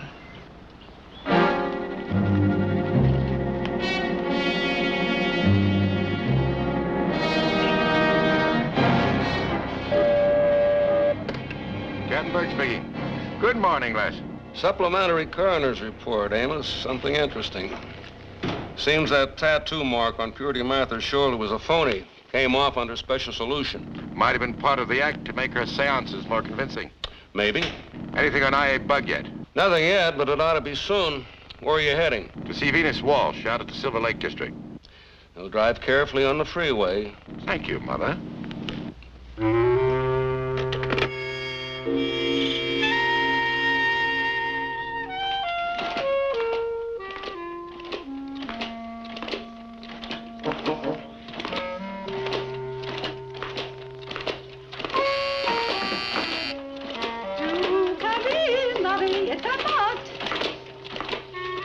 Welcome to the abode of true love. Venus Hecate Walsh? Oh, my, you're awfully well dressed. Thank you. I think you're too well dressed, at least for what I had in mind. Well, just what did you have in mind? Why, to distribute my handbills on the street. Are you sure Mr. Fowler of the news agency told you what this job is? I think you've confused me with someone else. Of course. The other delivery boys were about 12 years old, but they weren't half as well dressed as you. Miss Walsh, I'm Captain Burke of the Homicide Division. This is Detective Tilson. We're here to ask you some questions about Purity Mather. Purity. Oh, a sweet girl, but quite naughty, quite naughty. Oh, yes. You know, when I resume my godhood, I'm going to have to decide whether to punish her severely or not. Godhood? Why, yes, of course, Mr. Tillman. Tilson. No, yes, to be sure. Now, That's why I must have these distributed, these bills, as soon as possible. Otherwise, how are my disciples to know that I'm back? Back? From where? Well, of course you must know that I am the reincarnation of the goddess Venus. The touch of the Egyptian deity Hecate thrown in? Now, how clever of you to know that, Mr. Wilson. Tilson. He's a clever young man, Captain. Extremely well informed. Yes, I found that out. Oh, the goddess business used to be much better than it is now. Over the past few centuries, I've lost most of my believers. Oh, if it weren't for our lovely little animal friends, I think it would be the end of me. I do so love our gentle companions of nature, don't you? Oh, yes. I'm very fond of them. I noticed that in your menagerie you have two of every kind. You have 2 canaries, 2 parakeets, 2 finch, 2 lamb. There are 2 little piggies here, 2 hamsters, 2 rabbits, and 2 lovebirds. Oh, you have to have 2. That's the way it all began. Of course, a handsome fellow like you should know that. Well, as a goddess... Oh, now, Thor, stop that. He's such a glutton, that rabbit for carrots. Oh, now, where was I? Oh, yes. I have to get back some of my disciples now. By distributing handbills? Yes, free love handbills. What? That's just one of the many benefits of worshiping Venus. Free love. You seem to be a lovely prospect, Mr. Hillman. No, listen, Mr. Hillman. Doesn't the idea appeal to you? Oh, I know what it is. You don't find me appealing. Well, I'll just have to punish purity. If I weren't a goddess, I'd be forced to despise her. I don't understand. Well, purity is like a big magnet, a big personal magnet. She just pulled all the loveliness out of me like a vacuum cleaner. I became almost plain, ordinary. It's no wonder nobody believes in me anymore as a goddess of love. Tell me, would this note mean anything to you? Summon me from fire, the witching hour, full of woe. Oh, but it's lovely handwriting. Thank you very much, Miss Walsh. I think it's best. You can call me your celestial godliness. Of course, your celestial godliness. Please don't forget. Would you please pass these out wherever you go? It's very important to me. Particularly you, Mr. Goldman. Tillman. You can come back anytime you like, Mr. Tilson.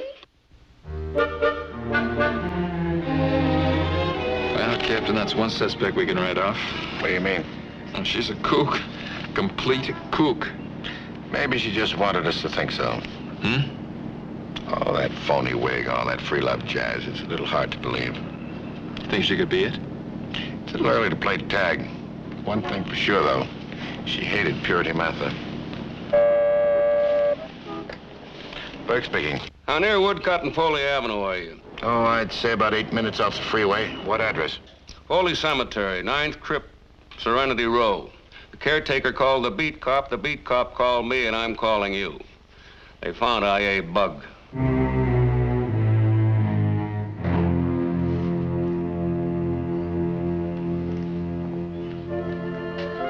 Would either of you gentlemen care for a peanut butter and jelly sandwich?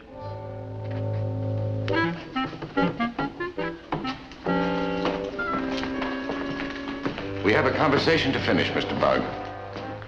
Isn't this just beautiful? Viola, you know, loves it out here. She was laid to rest in Kankakee, Illinois. But I knew that she'd love it here, so I had her flown out in 1937. Why did you run away last night? Well, you know. No, I don't, Mr. Bug. Oh, you don't? Well, sit down, Captain. No, sit down. Viola doesn't mind. You see, Captain, I have been in love with Viola for over 40 years. She was a beautiful young thing when she was cut down in her prime. And I have been trying ever since to let her know that one of her students still loves her. Purity Mather preyed on my desires, and she milked me for a pretty penny with her phony seances. And I just had to let Viola know that someone had finally gotten even with Purity. Well, there's a small but intense group who feel you did the getting even, Mr. Bug. Oh, no, they're all wrong. Oh, I didn't kill her. What did... Summon me from fire. Now, what does that mean? Not a thing, Mr. Bug. Not a thing. Let's go, Tim. Where now, Captain? I'm going home. It wasn't right for Purity to cheat me that way, was it? Don't ask me. Ask Viola.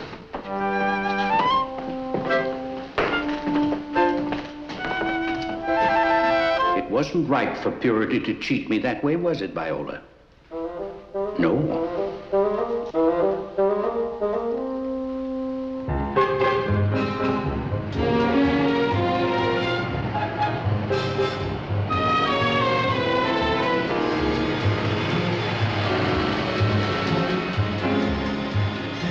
Captain, look.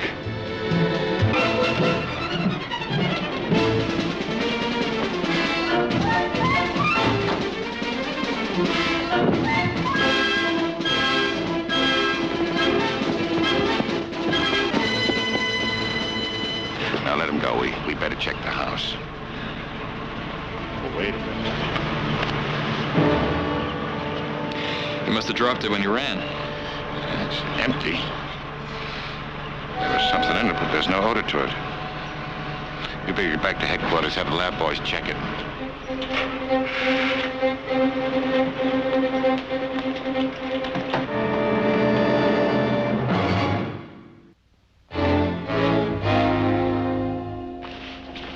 Anything with the bottle?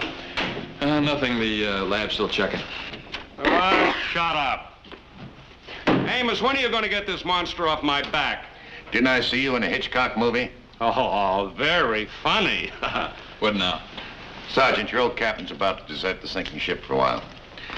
I'm going home to change. I'll talk to you there. Well, what about this feathered 8-ball? I'll be kind to her. It's probably her first romance.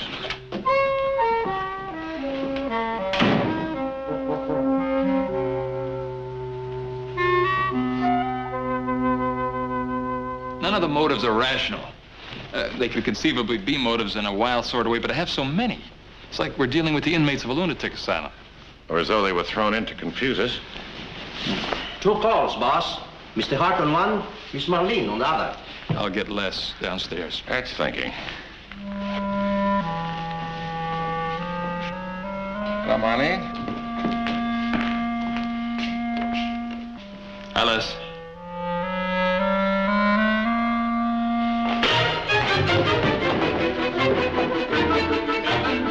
That bottle, the lab... What the devil did you do? That bottle contained curare. All right, so it contained curare. It's a rare South American poison. The Indians use it on the spears and arrows. It can kill a 900-pound ox in 45 minutes, and it's always fatal. So? It acts on the muscles. The victim dies of asphyxiation when it hits the lungs. Look, I don't care how smart you are. Why the muscle? I think that second story man put it on your hairbrushes.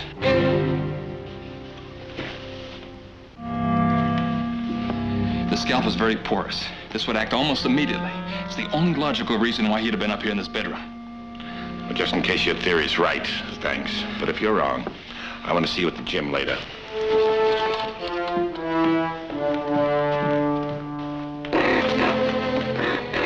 You must be kidding. Curare. Why curare? I know it sounds fantastic, but the bristles of the brushes were soaked in it. You know, this is adding up to O'Shea. He's the only one that has the means to come up with curare and sulfuric acid. It's got to be O'Shea. No. I must be onto something. But what? Why does this have to be connected with the Mather case? You know, Amos, in certain unsavory circles, you're slightly less than popular.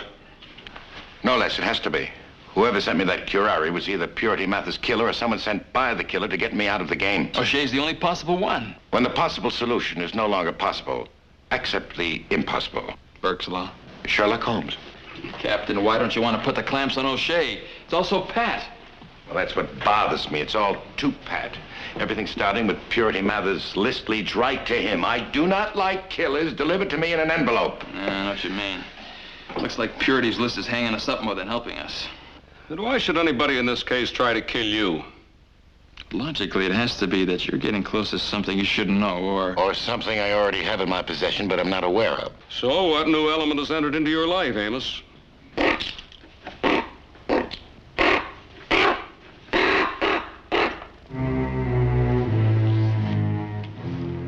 That's it, the bird.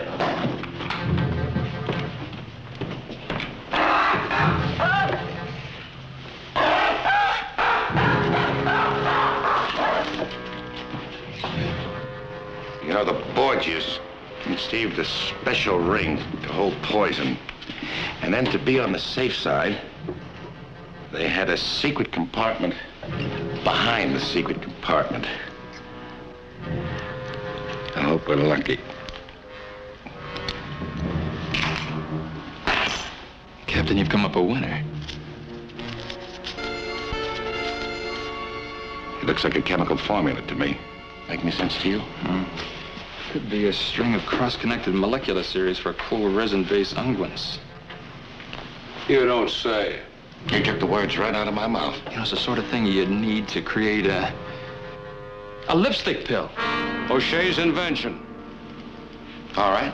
So we found the secret formula, but we still have that weird note. We still don't know what it means, and we have no idea how far we're going to have to go to find the killer. Okay, Captain, what did you just say? Repeat what you just said.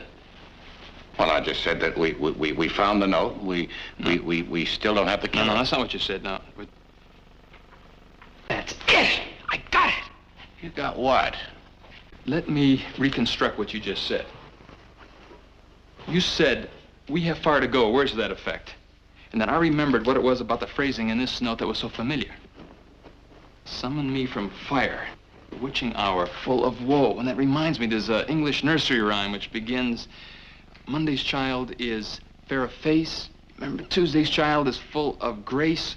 Wednesday's child is full of woe. And Thursday's child is far to go. Well, of course. Full of woe, that's Wednesday. Summon me from fire on Wednesday. The witching hour, midnight. Wednesday, midnight. Well, today's Wednesday, but what does summon me from the fire mean? I think I know who killed Purity Mather. Tim, you and I have an appointment tonight at the witching hour. We'll be at Purity Mather's house.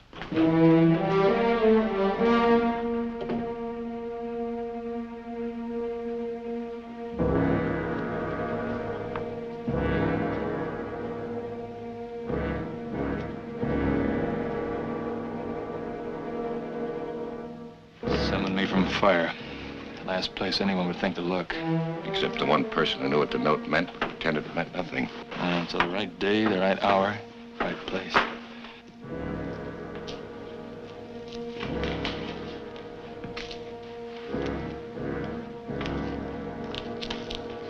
Hold it.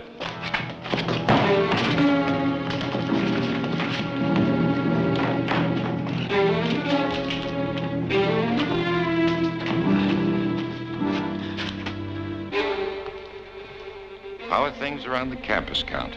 I didn't kill Purity. I swear it. You just happened to be flying past, so you thought you'd flap in for the sake of old Lang Syne. She and I were partners in merchandising O'Shea's lipstick pill. She said there'd only be 2 partners. She'd get rid of O'Shea. How? I didn't know what her plans were. She said she would be away for a while, and I should ignore what the newspaper said, and she'd leave a message for me with the crow, where to meet her when I had these papers drawn up. So she had to sign them. But we had the crow. After I learned she'd been killed, I didn't know what to do.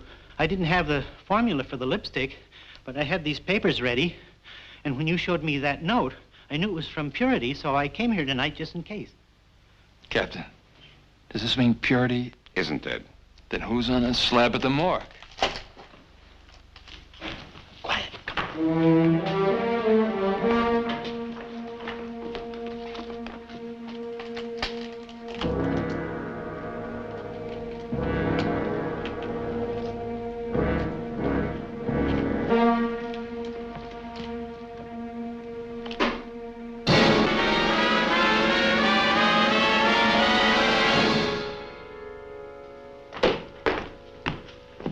Okay, Miss Mather. Alley, all's in free. Rena Jacobs. No, that isn't Rena Jacobs. She's on the morgue slab. This is Purity Mather. The Captain, You were the one who pointed out that the corpse was suntanned all over, the way a nudist would be. And then the phony tattoo came off at the lab. When we saw Purity at the nudist camp, she was pale. Mm. The photographer's body makeup hid the tattoo. Well, tell me something. How did you entice Rena Jacobs to come up here so that you could kill her? Well, I told her that I was terribly sorry that I'd broken up a little love affair, and that if she would come to my house, I would show her how to relieve herself of the curse by magic. And thinking that it was part of the ritual, she allowed you to tattoo the trident and star on her shoulder, and then you dressed her in your gown. On her, it looked lousy. Poor Rena. She was terribly uncomfortable. In clothes. While she was busy with the ritual, you threw sulfuric acid in her face. The face destroyed, you figured that the tattoo would lead us to identify her body as yours. Oh, yes, it was going marvelously, Captain. I even posted myself at the nudist camp to divert you when you came to talk to Rena. Yes, and then you got worried that I knew too much. Mm-hmm. Then you came to my home with the curare to kill me. You thought O'Shea would be blamed. Curare, sulfuric acid. The hookup was inevitable. And when you came here tonight, you were hoping that I hadn't yet worked out the message. That, and to kill Sepesti. To kill me? You came here to kill me? You're not a nice person, Purity. Tinkereth not with a descendant of Cotton Mather! Keep that up and you're liable to win an insanity plea.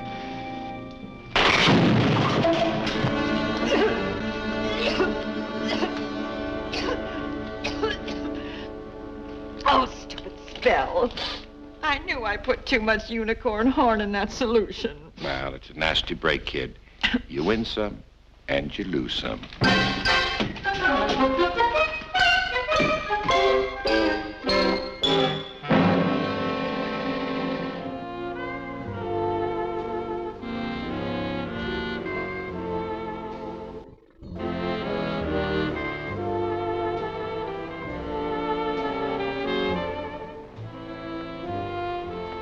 Amos, Mm-hmm. I don't know how to break it to you. Break what?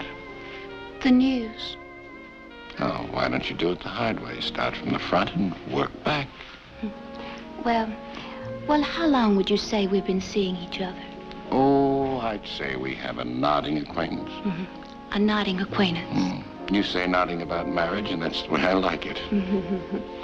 Well, I've got a hot flash for you.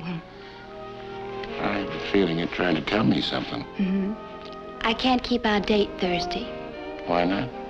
I'm marrying my friend Herschel, the orthodontist, on Wednesday. That's nice. Congratulations. Thank you. How about Saturday? Okay. That's nice.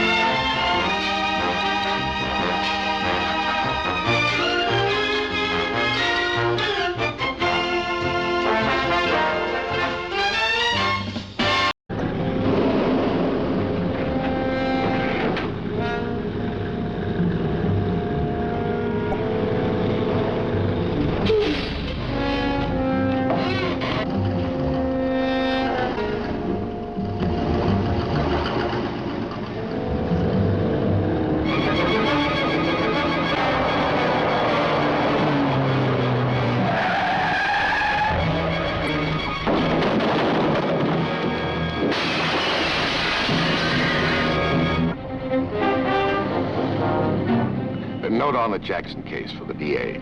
Bullets fired from a machine gun at high velocity and produce destructive shattering wounds, especially when they strike bone. Now, the same bullet, when entering into soft tissue, would... I'm hungry. You're hungry? You mentioned an elegant dinner and champagne.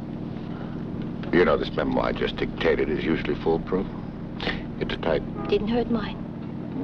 Seriously, Amos, I'm starving. You are? Hmm.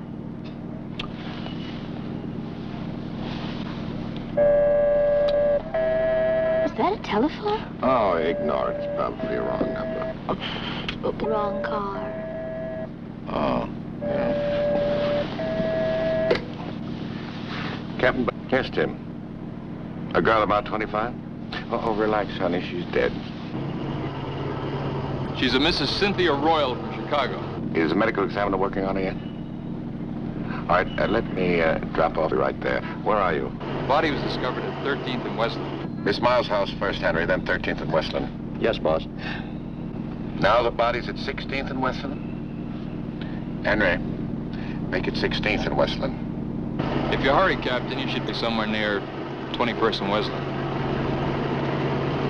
What are you talking? Make it 21st and Westland. Women. Even dead, they're elusive. Wait. Oh, yeah.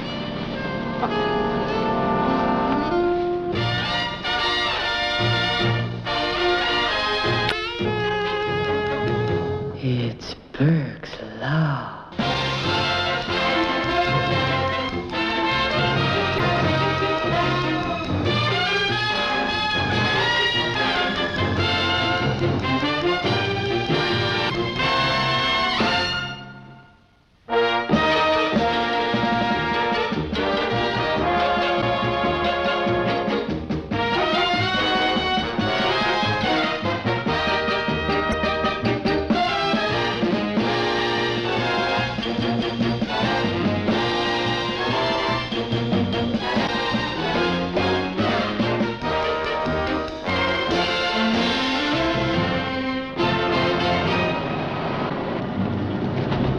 Here's the captain now. Fill him in. Can I hear you say that back there? That's right. Captain Burke. In a Rolls? Well, that's just a loaner while he's getting his motorcycle. The house has to keep moving. City Code, paragraph 240. I buy it. How did you establish the dead woman was from Chicago? Airline ticket, receipt, and envelope in her purse. She flew in 3 weeks ago tonight. She was shot. The bullet hole looks like a .38 slug. Henry, follow that house.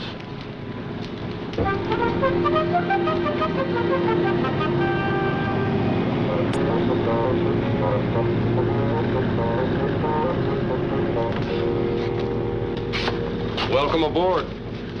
An interesting New England crime. Where'd this place come from? Well, a couple of desert shacks each.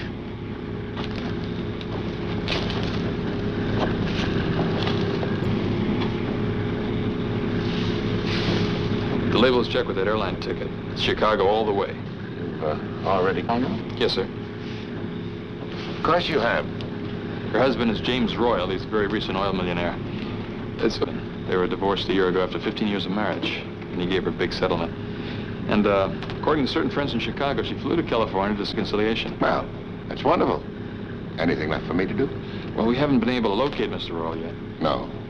Well, that's unforgivable. Detect forgivable. But we did send out an APB on him. He's 53 years old, 5'9", 150 pounds, small mole and chin, light complexion, and gray hair. Oh, well, that's... Why would a murdered woman be placed in a house about to be moved? Well, it's been empty a long time, and it probably didn't realize it was going to... Would have given the killer a big head start. Bless, you and Tim cover all the hotels, motels, nightclubs, and assorted rendezvous where sweet young things might congregate. I follow your reasoning on sweet young things. Timothy, my clear-eyed, clean-living young detective, her husband was 53 years of age, married to the same woman for 5th divorced, suddenly comes into big money. See what you mean? I'm sure you do. You ride him pretty hard. Oh, no, I don't. I'm just trying to build up a protective layer of scot. I'm gonna go home. If I work things right, I may work in the shower and shade before I face the bright new day. She's not cold winters in Chicago.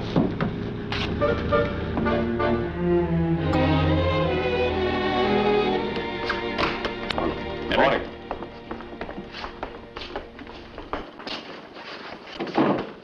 You wait here, please.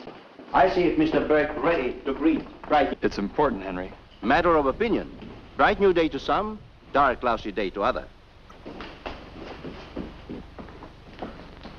Hey, how about this cozy little pad?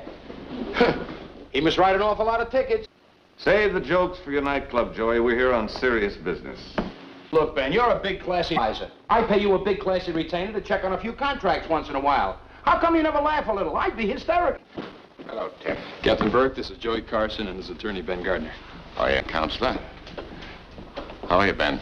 Half asleep, Captain. We usually start work at dawn like this, but when I heard that Joey had some information that might prove valuable to you, I urged him to drop you without waiting for formal office hours. Good. Mr. Carson, I believe you run a nightclub, don't you? Oh, you better believe it, Captain. Achoo! The cat. Get the cat out of here. I got an allergy. I don't... Achoo! It might be this first stole. A visitor left behind last evening.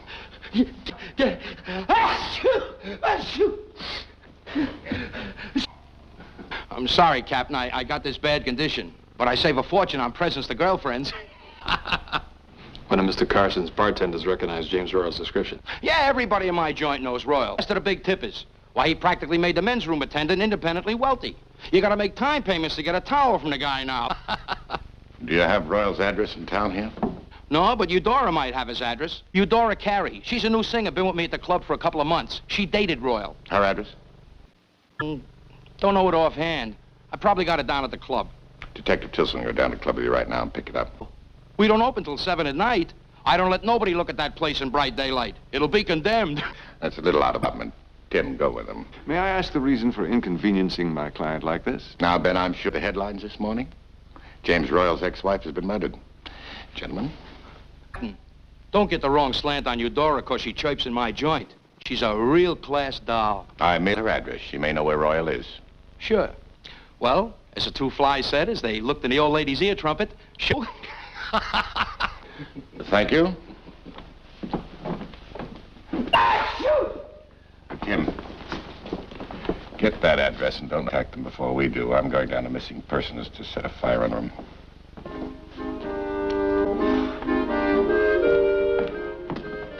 Good morning, Lieutenant. I suppose it could be good if you woke up in a luxurious mansion and drove downtown in an air-conditioned Rolls. Well, now that you've got all that out of your system, what are you doing to earn that pitiful salary of yours here at Missing Persons? Amos, how do you keep so cool? Anything on James Royal? A big, fat nothing. Oh, good boy, Monty, good boy. Forgive my interrupting your inefficiency. Why, Mr. Burke, oh, you don't know how delighted I am to find you here. Okay, what a pleasant surprise. What are you doing here? Are you here on business? Yes. Oh, it took me my courage. Such sordid surroundings. Human flotsam and jetsam, the dregs of society. There's nothing to worry about. You're perfectly safe here. This place is just full of policemen. Lieutenant Martin, Miss Cartier. Oh, how do you do, Miss Cartier? I wish to report an abduction. Won't you sit down, please? Some horrid man broke into my apartment the other night and kidnapped my darling Deborah. Deborah? Take it easy, Miss Cartier. I know this is very difficult for you, but we're all here to help you. Now, will you please tell me all about it? Well, I wish I had come here. That monstrous creature warned me not to unbutton. Not to what? Unbutton. I believe his exact was, lady, if you want to stay healthy, keep buttoned up. Oh, can you give us a description of him? Oh, see, no, I was too frightened to look at him. Now, Miss Cartier, would you please give me your full name and address? Mintha Cartier, 4560 Lincoln Lane. Is that an apartment building or a private home? Both. You see, it's the Tower Terrace Apartments. I own it and live in the penthouse. Deborah is exactly what relation to you? There's no relation. Seems funny to say that. Since my sister died, Deborah's the only family I have. Did she have any male companions? Oh, my, no, I never allowed that. Deborah was raised as a lady. I never took her out unless she was on her leash. On her leash? Well, one just doesn't allow a pedigreed side run at large, you know. Here's a picture of her on her 3rd birthday. Oh, she was so proud of her new jewel choker. Yes, it's very pretty.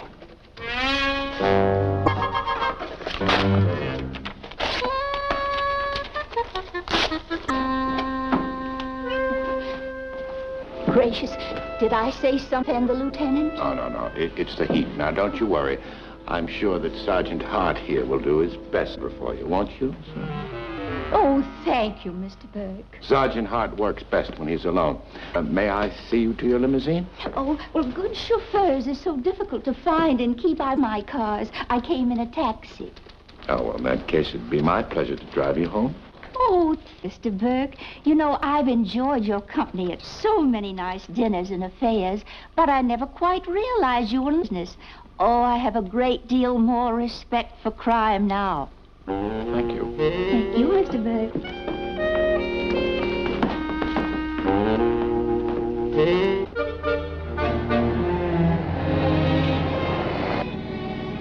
What a lovely police car. So much nicer than those gaudy, cheap little black and white covered with lights and sirens and printing and things. Yes, I feel that way, too. Oh, it's just as I was telling you the day, breeding shows. Eudora? Yes, Eudora Carey. Do you know her? No, lucky that you do. Oh, Eudora's my favorite tenant. She has the apartment across from mine on the penthouse. Deborah was so fond of both Eudora and her father. Her, father? Well, oh, her last name is different because it's her stage name. Oh, I see, yes. Show business, you know, but very refined, like her father. Oh, he's the nicest man, and so he devotes almost every weekend to his daughter, and a good many nights during the week, too. Good old daddy. Oh, not many fathers do that. Oh, no, of course not. He must like her very much. Oh, he does. He does.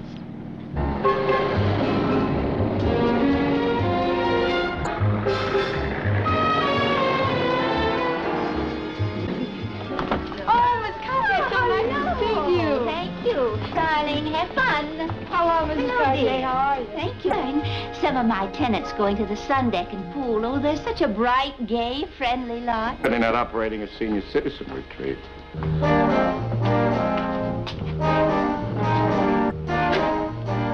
You'll have to forgive me. The place is a terrible mess. It's so hard to get help these days.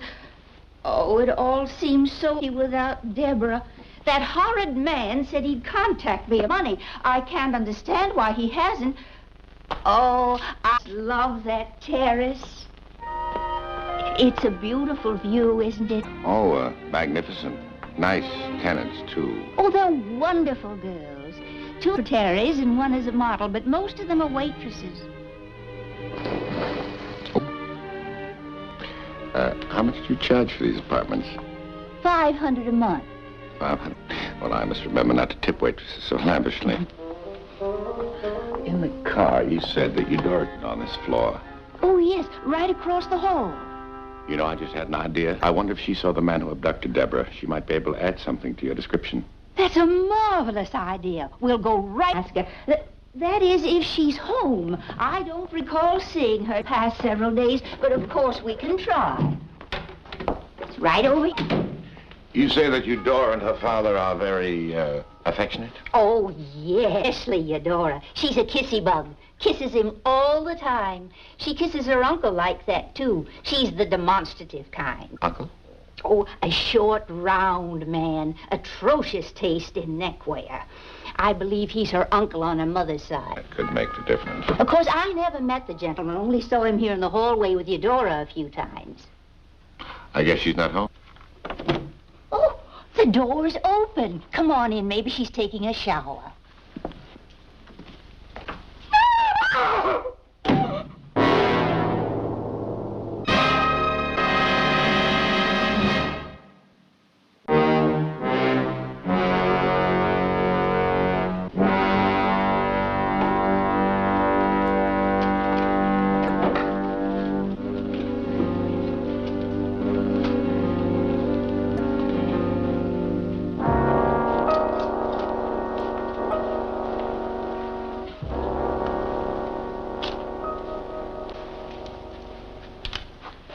this is the end, I've had enough. I can't so. Well, we've just lost a prime suspect for Cynthia Royal's murder. We gained another corpse. Is it James Royal? Visconti identified him. Now we can start looking for Eudora Carey.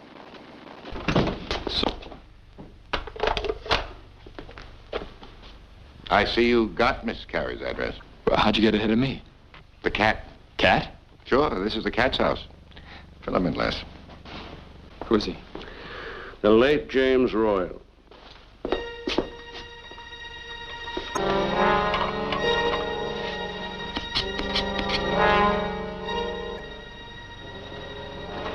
Send these prints to the lab and have them make some scrapings.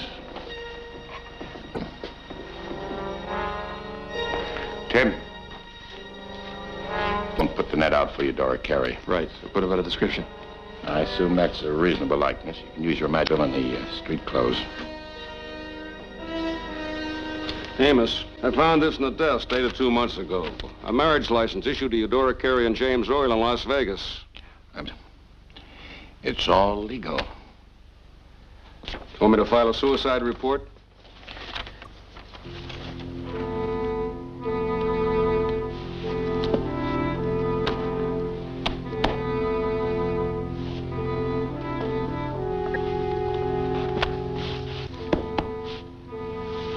Gab, how does a man shoot himself, watch the bloodstains off the carpet, and then cover it with a throw rug?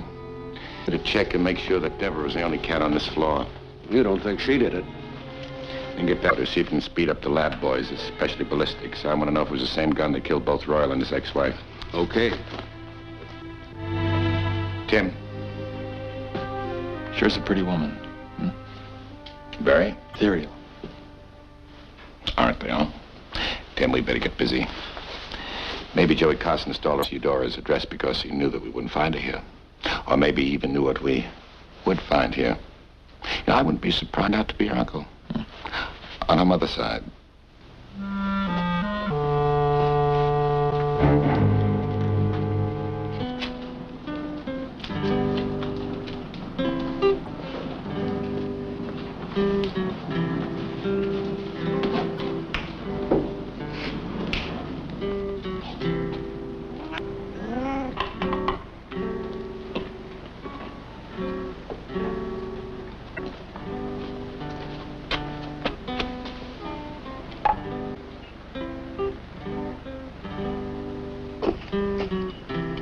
A silly, groovy afternoon, creep.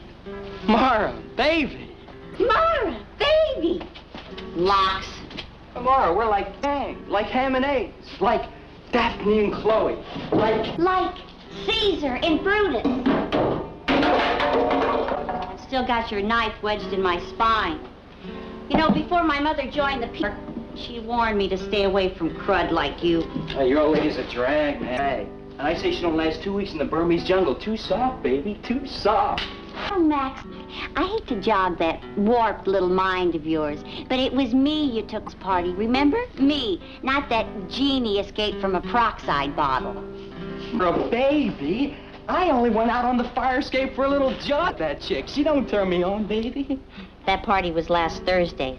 Until Monday morning. I was explaining the ethical structure of the universe to her.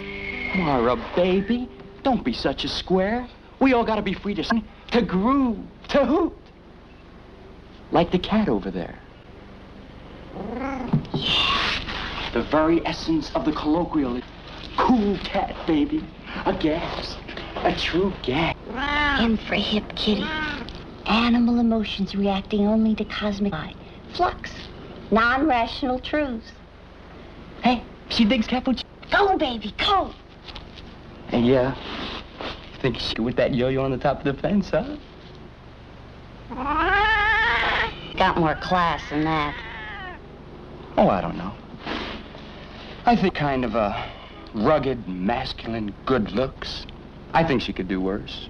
Ladies may be momentarily intrigued by a coarse and simple personality.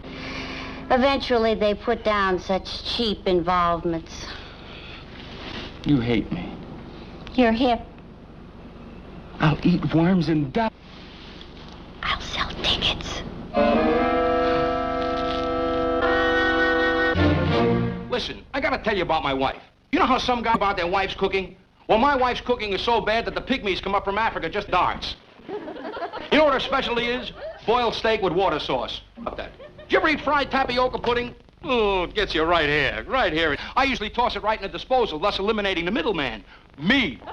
I told my wife I was a psychiatrist, and she told me that she was going to one, too.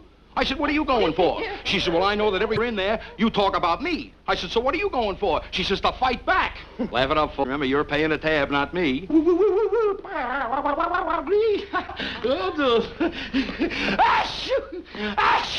That mangy fur, get it out of here. Take it away, take it away. All right, Mr. Carson, don't play your stack. A million times I said it. No furs around here. I got a condition. Getting back to my Well, Janet brings you here. Oh, we have a few amusing reasons. What's yours? Just on hand to protect my client. Hover over him 24 hours a day? It's more protective than mother love. Hey, this is indeed an honor. Yeah, all right. Listen, I got a real grabber for you. There's this beautiful dame standing on a corner naked as a jaybird, and she's singing the Star-Spangled Banner. Have you heard it? No. Sure. It's the national anthem. I see you have your attorney here, waiting.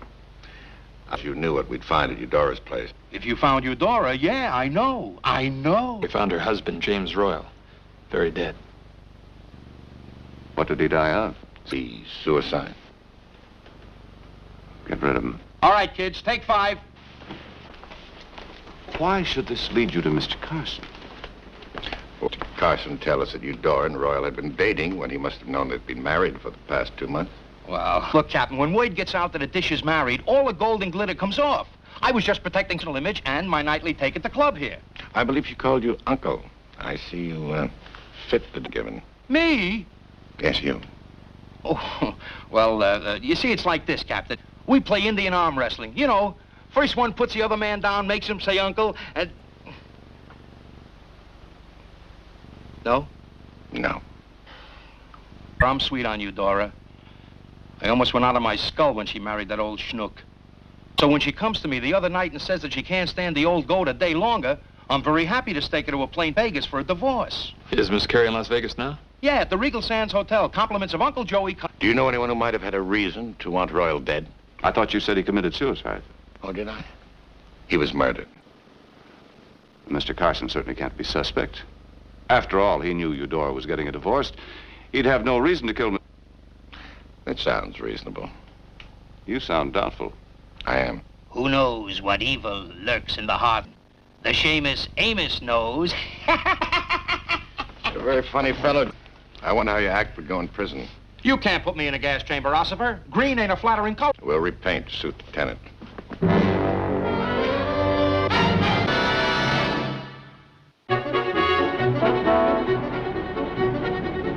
What would you... Well, obviously, both murders tie in. We have to find out how. Well, it looks like Joey Carson's our prime number one. Dora Carey intrigues me. She was on her way to Las Vegas when Mr. Royal was killed. I wonder, maybe we ought to talk to her. I don't know. I don't think it makes sense. Why would a woman like that... You're still seeing that ethereal portrait. Why don't you see the real Eudora Carey? Should we try to extradite her? No, too many people would have too much time to organize. Why don't you fly up to Vegas, whisk the fair Eudora back here? Jurisdiction? No, don't throw your badge around. Just use your native charm and magnetism. What if it doesn't work? Then I'd suggest...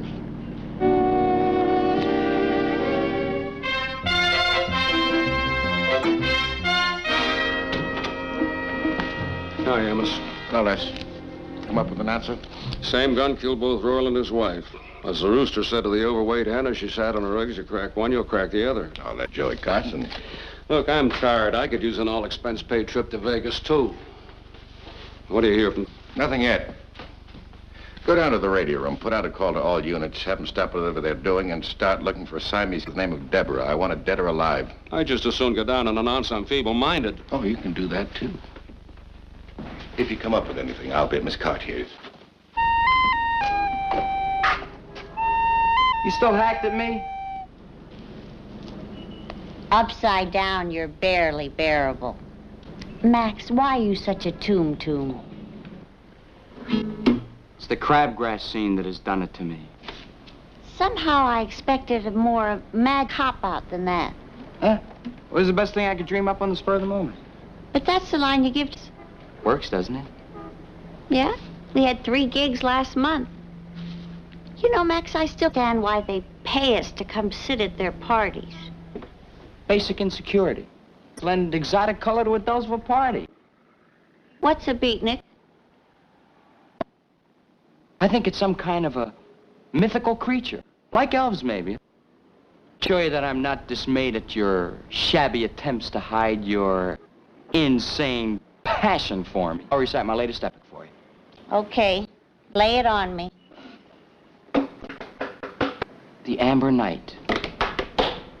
Hiding my evil now. A life as dead as fried rice. Fried rice? Rice. Kind of a groovy, obscure image, isn't it? You're the world's foremost fried rice poet. The ethnic pussycat digs me. Juice it up, baby. Cool. Be cool. You know, that's a pretty groovy-looking feline, huh? Possibly pedigree. Maybe she's been lost by a sensuous and incredibly grateful Eurasian princess visiting the city to pick up a spool of microfilm for an international cartel of diamond thieves. You wait right here. I'll go call the pool motor squad. You're obviously losing contact with reality through oxygen starving. There could even be a reward, you know. I could use a little bread. What? You mean you free spirit over to the fuzz for a few beans? A man has to make a living. Your sister onto a white slave ship headed for Marrakesh if you thought you could make $1.50. Would not. You couldn't. Your sister's a frog. Yeah, you're right.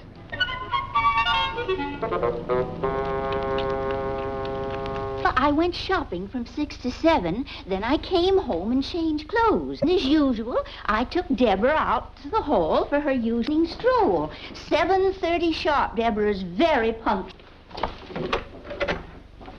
Yeah, Deborah. I saw Eudora walking the hallway with her suitcase, and Mr. Royal was shouting at her. Did you see Mr. Royal? Oh, no, he was in the apartment, but he sounded quite disturbed. He slammed the door, and Eudora rode down in the elevator. And where was Deborah at that moment? Well, you know, I don't recall. She just disappeared in Royal's apartment. Oh? If so, she might have been in there at the same time the killer was. Maybe that's why she... But what for? Even if she had seen something, Deborah would never tell us. She's not very chatty, you know. Did you hear sounds from their apartment after Miss Eudora Carey left? No. Now think hard. Did you hear a gunshot? No, nothing. Well, after that, I sat here enjoying a little aperitif. Oh, a very weak little teeny. It's wicked, I know, but I may have enjoyed too. One of life's simpler and more gratifying pleasures? Oh, I think so, too. Shall we? Thank you. Oh, well, while I was sipping, Deborah came home. I fixed her some cream cheese. Why? Patty de foie. Oh, that's her favorite late-night snack. Then that awful man knocked on the practically tore her out of my arms. Well, thank you, Miss Cartier. You've been a great help. I assure you that the entire police of the city is looking for Deborah. That's such a consolation. Good night, Mr. Burke. Good night, my dear. You know, I wish I were 15 years younger. It would have been the pleasure of my life.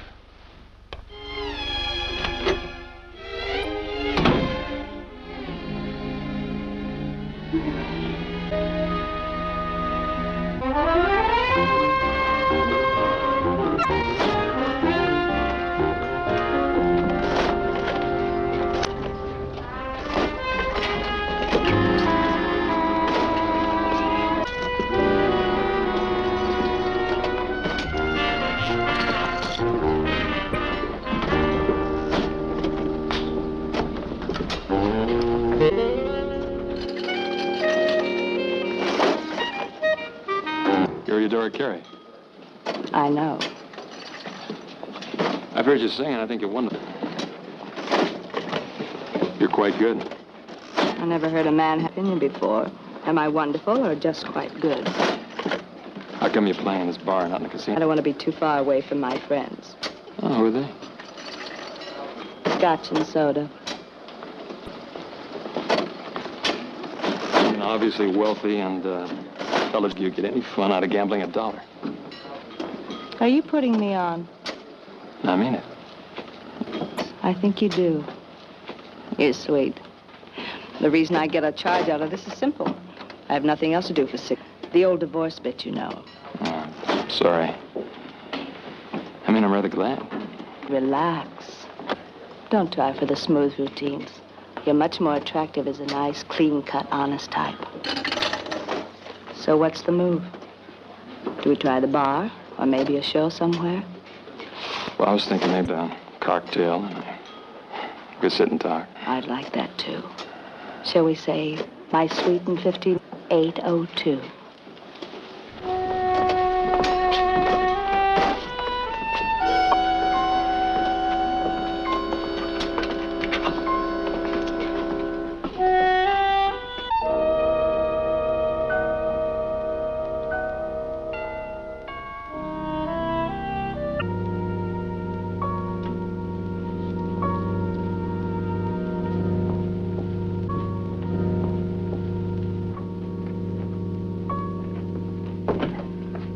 Hi. It's been almost 15 minutes. Exactly 15 minutes. Not early and eager, not lisp, but right on time, like a bill collector. Champagne? No, liquor's a depressant.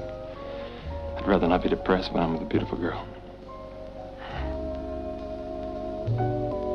Well, well, you can blush. I even get a little shook when I move in on you.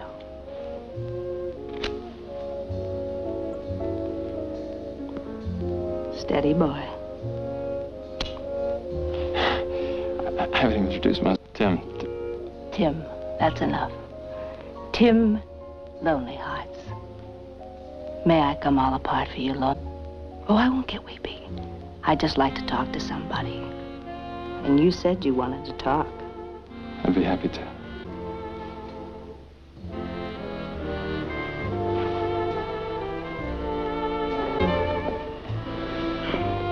Dear Mr. Lonely Hearts, I've tried to be such a good wife. Disgusting.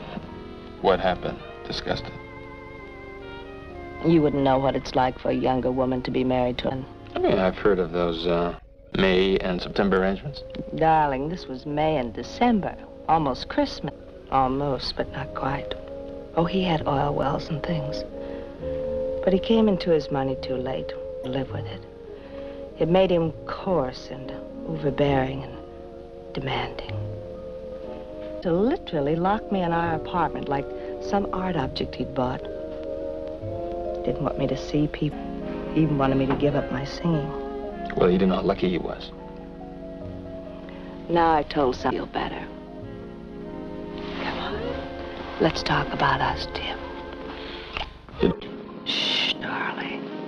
Something I better tell you. Not now, darling. The reason I came here. Oh, darling. What are you? A cop or a private eye? Darling, I suspected what you were 10 seconds after you showed up at the slot machines. Well, I hope you enjoyed yourself. Junior, don't. But you're so obviously a detective. And a very nice one. A little young, but nice. I suppose my... What for? To get something on me? To stop the divorce? Eudora, there won't be a divorce. Your husband's dead.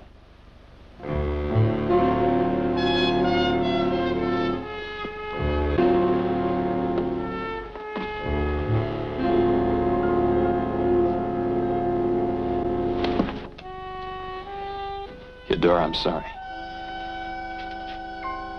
He threatened to kill himself. I didn't think he'd go through with it. I'll get ready to fly back with you. That's what you want, isn't it? Mm-hmm. Dear Mr. Lonely Hearts, please don't print my letter.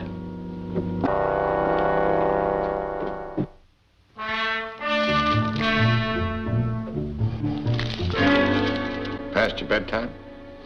No, I enjoy working till 2 o'clock in the morning. Tim should be in by now. What do you say on the phone, eh? I think something tender and ethereal in him has died. Speaking of Cabot on Deborah, I don't think we earned our salary this week. I won't tell anybody if you won't. Captain, your door carried. Well, Mrs. Royal, I hope we didn't inconvenience. Oh, no. Mr. Lonely Hearts was wonderful. Mr. Lonely Hearts. Oh,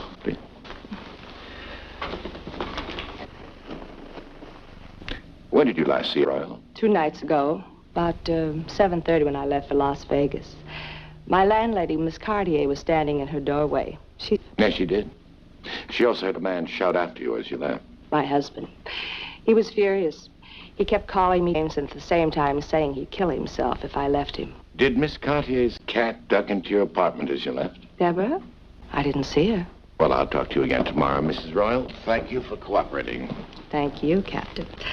Now, bye-bye. You've all been sweet and charming. I'm sorry. I really do think you're very nice. I'm flattered. Mr. Lonely Hearts. Oh, cheer up, Tim. You'll heal. The important thing is that you got her back. Well, anyway, we're no closer to a solution. No, I think we're much closer if we can find the murderer disposes of her.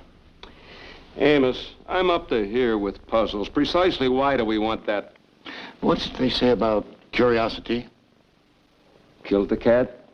Let's hope not. Max!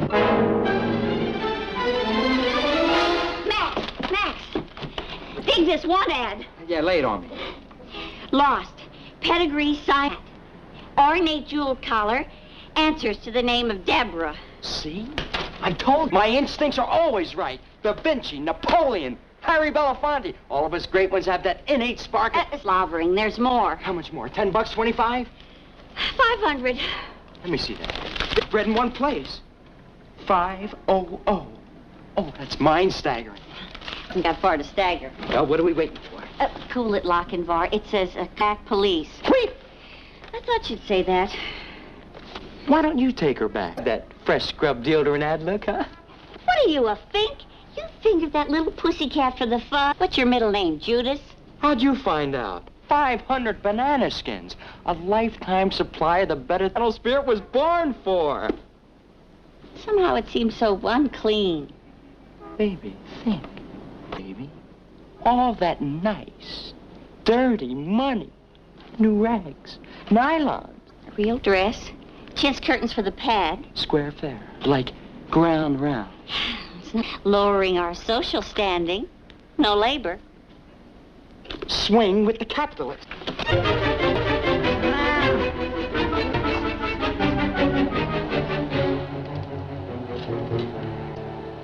Well, hallelujah, we just struck oil. You mean blood? According to this report, it shows... You bet it does. Does what? Blood type of James Royal. Thanks, Max. But, Captain, the report shows that there are 2 types of blood on Deborah's paws. Royals and the killers, from a scratch. Well, how could anyone be so stupid? Why didn't you just kill the cat so we couldn't find her? Elementary, my dear Watson. He tried. That's why I was cook up our killer.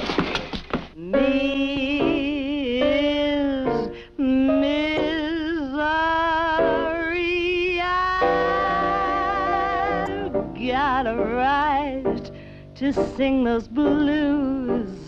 I've got a right to moan and sigh. I've got a right to sit and cry down around that river. I know the deep blue sea will soon call in me. It must be love, say blues. I've got a right to sing those blues.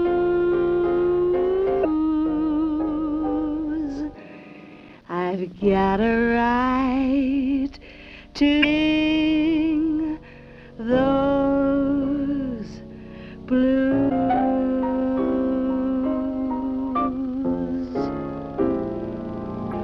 Oh, baby doll, you drive me crazy. I think about you all the time. I can't eat. I toss and turn at night. I can't sleep. You gotta marry me so I can sleep. Joey, I'm sorry, but we have to interrupt your rehearsal. Look, you jokers are going to keep hanging around here. I'm going to have to work you into the act. Ready in the act. We have a little murder charge to make. Don't you mean suicide, Captain? When your husband wrote that he'd had enough, that he was through, he wasn't contemplating suicide. He was talking about the competition. Captain, this is a sweet kid. What competition you talking about? You, for one? Mr. Carson and I are friends. Anyone who says anything else is a liar. You bet. That's a dirty allegation, and I can lick the alligator. Don't dignify such a dirty inference by denial, Joey. I think you'd better go now. I'll do Joey's talking for him. I figured I'd find him. A good legal mind like yours would understand when I say we can prove murder because we found Deborah, a cat. I'm afraid my legal mind isn't quite good enough to cope with that non sequitur. We found Mr. Royal's blood on Deborah's paw, proving dead before Mrs. Royal left for Vegas. But that's ridiculous. I didn't even know he was dead until you detected. Of course. Miss Cartier heard Mr. Royal yelling at Eudora as she left. Oh, she heard someone yelling, all right. She supposed Royal, just as it was planned. But if she heard all that, why didn't she hear the shot? Because Mr. Royal was killed earlier, while Mrs. Cartier was out shopping and you, Mrs. Royal, was still in the room. Are you quite through, Captain? No, I'm not quite through. You killed the ex-Mrs. Royal, too. First, because you wanted to make sure that the probate court didn't cut her in on the will. Then you dumped the body out of that desert shack. You know something? You might accept that you let the cat out of the bag. What's all this jazz about the cat? Oh, Deborah was in the apartment after Royal was killed. Walked through his blood. Are we to assume that a cat told you all this? Well, in a way, I don't. Royal committed suicide and then let the cat out the door. That's logical, Captain. That's logical. Thank you. See, when the killer discovered the cat in the room, he opened the door to let her out, but the damage was already done. There were paw prints all over. He tried to wash the rug off, and then he realized that Deborah could send up the gas chamber, so he kidnapped the cat to kill her, but she got away. But Jim was alive when I left the apartment. Did you wait? I was getting a divorce. Why did you kill him? Baby doll, what are you saying? Frankly, you're in a mess, Joey. I advised you to stay away from Mr. Royal's apartment. You did what? You're a humorous fella, Joey. Don't you the joke in this? Yeah. Yeah, I've been set up as a patsy.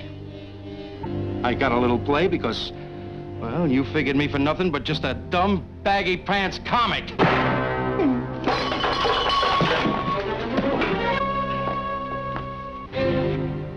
You and you do all the time, and I've been paying you to frame me into the gas chamber. It's all right, Joey. I'll do what I can for you. Oh, you can do a lot.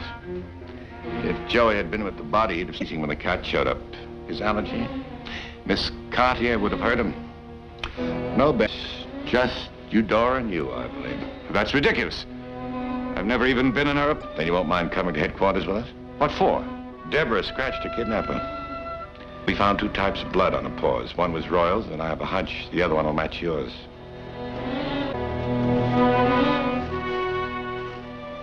Theories. I have a hard time proving I even knew Eudora. The age of chivalry. You picked the wrong man, Eudora. Joey with you. Ben, he wants you to go solo. Booker. Look, I did this way. I just wanted a divorce. The killings were all Ben's idea. That makes it even better. Book the both of them. First-degree murder. I didn't kill him. I didn't kill him. You believe me, don't you, sweetie? You left these in the slot machine. Here for a new attorney.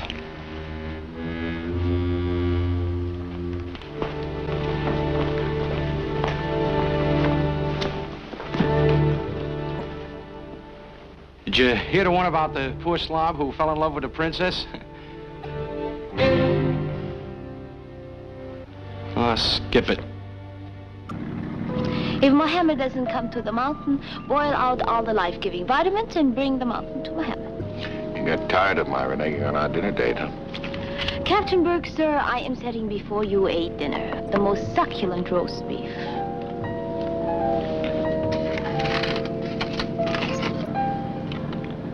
Looks like a dirty soap pad to me. Delicious mashed potatoes. Resembles a soggy tennis ball. And the most delicately Spanish. I knew there was a word for it.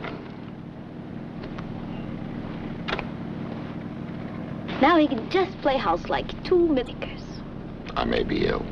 Oh, you'll love this program. It's Burke's Law. Oh, you must be kidding.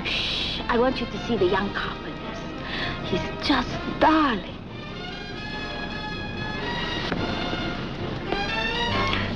Pass the succotash.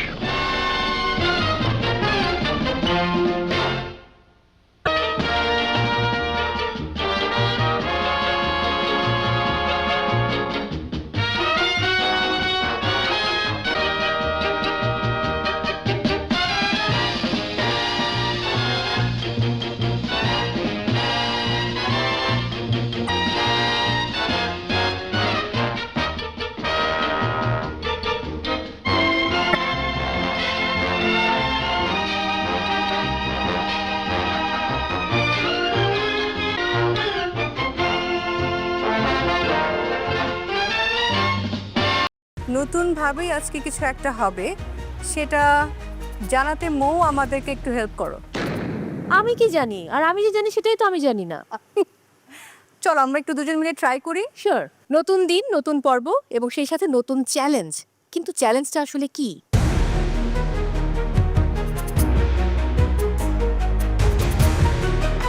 আজকে আমাদের নতুন করে challenge শুরু হবে, জানি না কি হবে, দেখা যাক। গত দুটো পর্বে আমি খুবই খারাপ পারফরমেন্স দেখিয়েছি, আশা করি আজকে আমি ভালো কিছু করতে পারবো। দুটি চ্যালেঞ্জ আমাদের অলরেডি হয়ে গিয়েছে। আমার কাজ, আমার প্রেজেন্টেশন নিয়ে শুরুতে আমি যেভাবে সবাইকে ইমপ্রেস করেছি আমি এটা ধরে রাখার চেষ্টা করছি। নতুন ভাবেই আজকে কিছু একটা হবে, সেটা জানাতে মৌ আমাদেরকে একটু হেল্প করো। আমি কি জানি? আর আমি যে জানি সেটাই তো আমি জানি না। চলো আমরা একটু দুজন মিলে ট্রাই করি। শিওর। ঠিক আছে, বলুন।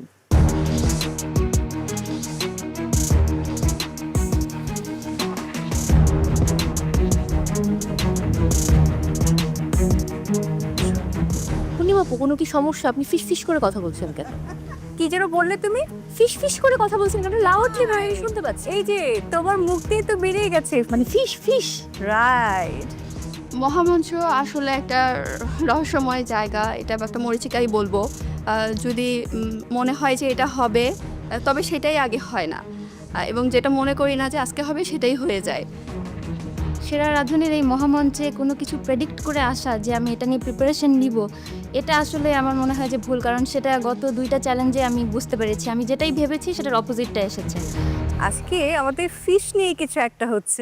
ওকে, বাট ফিশ নিয়ে হবেটা কি?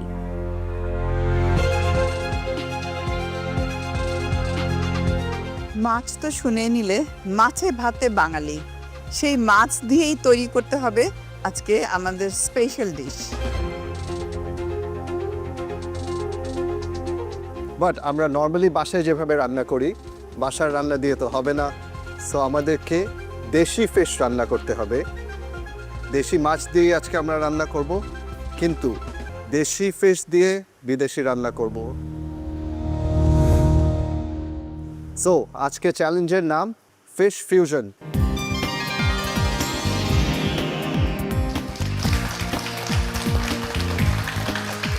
যখন শুনলাম যে আজকে আমাদের ফিশ ফিউশন হবে তখন শুনে একটু ভয় পেয়েছিলাম, তারপর ভাবছিলাম যে না, মেন্টর যেহেতু আছে উনি ভালো মতো এক্সপ্লেন করে দিলে আমি করতে পারবো ইনশাল্লাহ। আজকে যখন টাস্কটা অ্যানাউন্স হলো যে ফিশ ফিউশন মানে দেশি মাছ দিয়ে একটা ফিউশন ডিশ করতে হবে, আমার তখনই আমার টিমে জিনাতের কথা মাথায় আসলো। আমি জানি ইন্টারন্যাশনাল কুইজিন নিয়ে তার আইডিয়াটা খুব কম।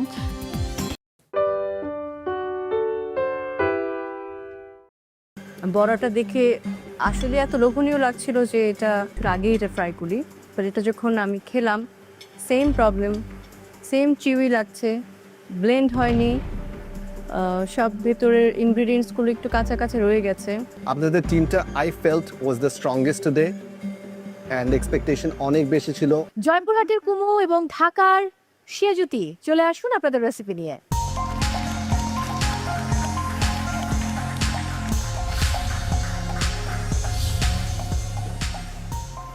ওয়ালাইকুম জাজেস। ওয়ালাইকুম আসসালাম। হ্যালো। আমরা আজকে বানিয়েছি শেফ সাদা ভাত আর কলার থোড়ের একটা মুইঠা, যেটাকে আমরা বলি চাপও বলি, সোজা কথা বড়া। আর থোড়েরই একটা চাটনি বানিয়েছি বড়ার সাথে খাওয়ার জন্য, মানে টক থোড় আছে এটাতে শুধু ব্লেন্ড করা। আর হচ্ছে কলার মোচা দিয়ে একটা ভাজি বানিয়েছি, এখানে আমরা শুধু আলু দিয়েছি কারণ এখানে কোনো প্রোটিন বা অন্য কোনো মাছ মাংস অ্যাড করিনি, যাতে ওইটারই ফ্লেভারটা থাকে।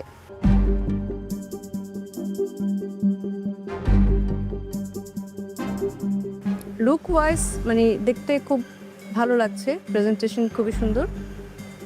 বড়াটা দেখে আসলে এত লোভনীয় লাগছিল যে এটা কাইন্ড অফ পেঁয়াজুর মতন মনে হচ্ছিল বড়া, আমার কাছে মনে হচ্ছিল আগেই এটা ফ্রাই করি, বাট এটা যখন আমি খেলাম সেম প্রবলেম, সেম চিউই লাগছে, ব্লেন্ড হয়নি, সব ভেতরের ইনগ্রিডিয়েন্টসগুলো একটু কাঁচা কাঁচা রয়ে গেছে, স্পাইসেস যা আছে এটার ফ্লেভারগুলো বোঝা যাচ্ছে। আর এটাও থোড় দিয়ে করেছেন না মোচা দিয়ে করেছেন?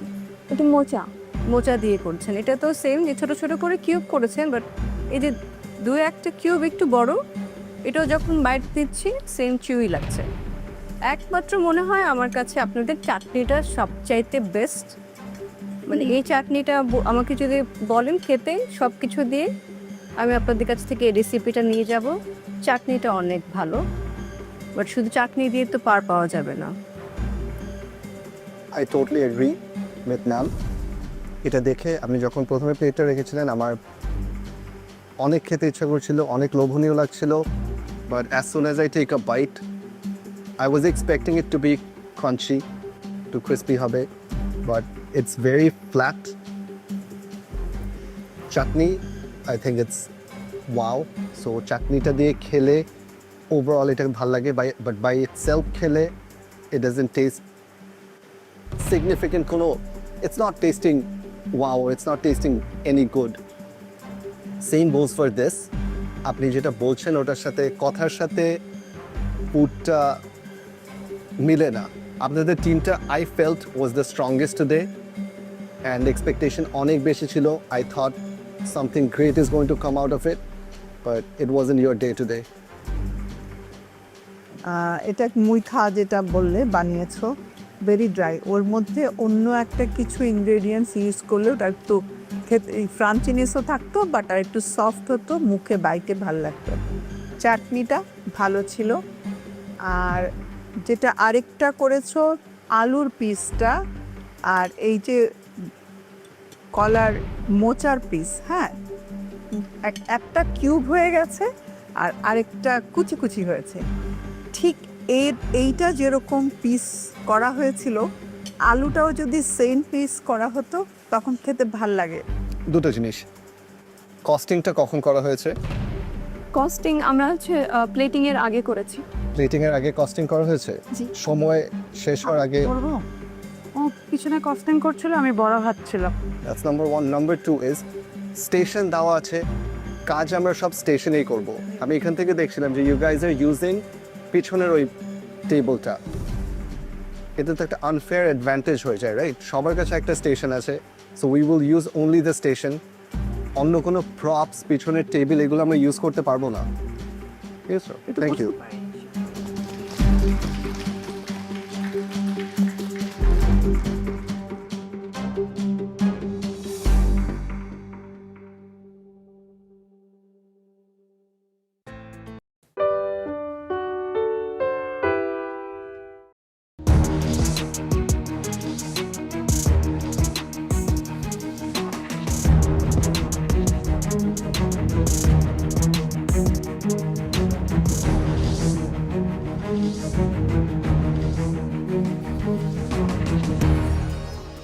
এবার আমরা কার কি টোকেনে লেখা আছে সেটা শুনবো। প্রথমে শুরু করি সাইমাকে দিয়ে। চাইনিজ। এবার জিনাত। গ্রিস। নিপা। স্পেন। এবার উর্মি মাহবুব। পেরু। সাফার। ফ্রেঞ্চ। ফ্রেঞ্চ কুইজিন পেয়েছি। ফ্রেঞ্চ কুইজিন এমন একটা কুইজিনের উৎপত্তি বলা যায় ফ্রেঞ্চকে। তো সেক্ষেত্রে আমি একটু কনফিডেন্ট ছিলাম যে কোনো দেশীয় ফিশ দিয়ে আমি ফ্রেঞ্চের যে কোনো একটা আইটেম করতে পারবো। লিনা, দেখি তোমার টোকেনে কি আছে। মেক্সিকো। আমি জানতে চাই নসীন আপনার টোকেনে কি আছে? থাইল্যান্ড। ও বাবা। Juairia. Italy. And last Mousumi. India. India. India. বরাবরই আমি মাছ রান্নাতে একটু দুর্বল, তো এই জন্য মাছের যখন ফিউশন ইন্ডিয়ার সঙ্গে হলো তখন আমার একটু মানে ভয় কাজ করছিল। জাজেস, আমি তো পুরো বিশ্ব ভ্রমণ করে এলাম মনে হলো, বাট ফিশ কোথায়?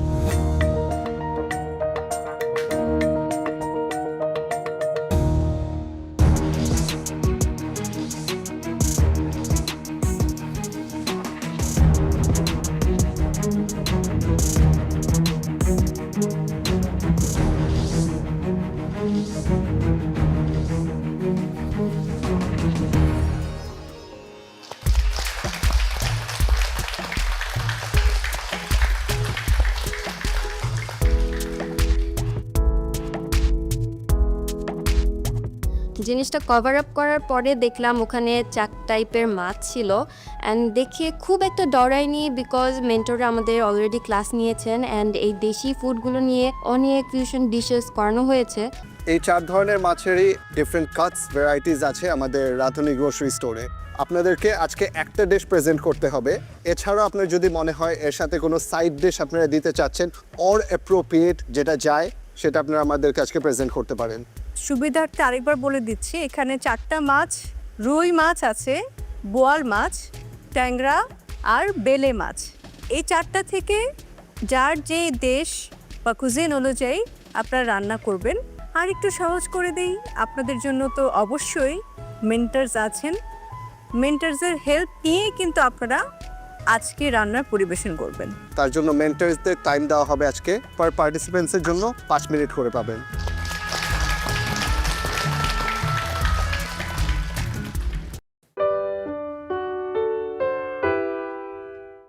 সাইমা বিনতে হানিফ, দিলারা হানিফ, হানিফের মর্যাদা আপনি রেখেছেন। তো আজকে এই পর্বের ফিশ ফিউশনের সবচেয়ে বেস্ট ডিশ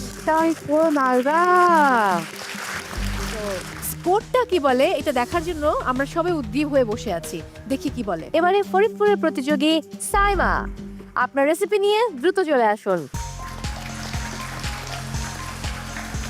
আমাদের আজকে সর্বশেষ প্রতিযোগী। Hello sir. Hello ma'am. Hello ma'am. আমার আজকে ছিল চাইনিজ কুইজিন আর আমি বানিয়েছি জাইউ।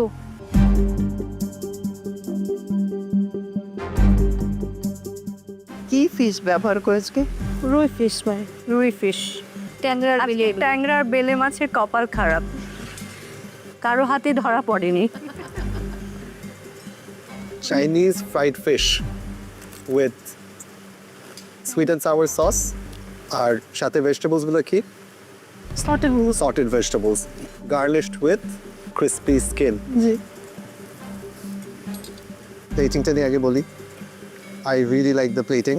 Thank you. Garnishটা adds a lot of value. It's still very crispy. Crispy skin খেতে এমনি মজা লাগে। Star of the dish would be the sauce. The sauce is too good. Overall, অনেক মজা। Thank you. শেফ সব বলে দিয়েছে, আমি একটা কথাই বলবো, খুবই ভালো। Wow, thank you ma'am. Same same. Thank you ma'am. Saima Binte Hanif, Dilara হানিফের মর্যাদা আপনি রেখেছেন। তো আজকে এই পর্বের ফিশ ফিউশনের সবচেয়ে বেস্ট ডিশ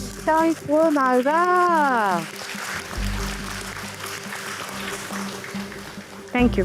থ্যাংক ইউ। কস্টিংও পারফেক্ট আছে। Thank you.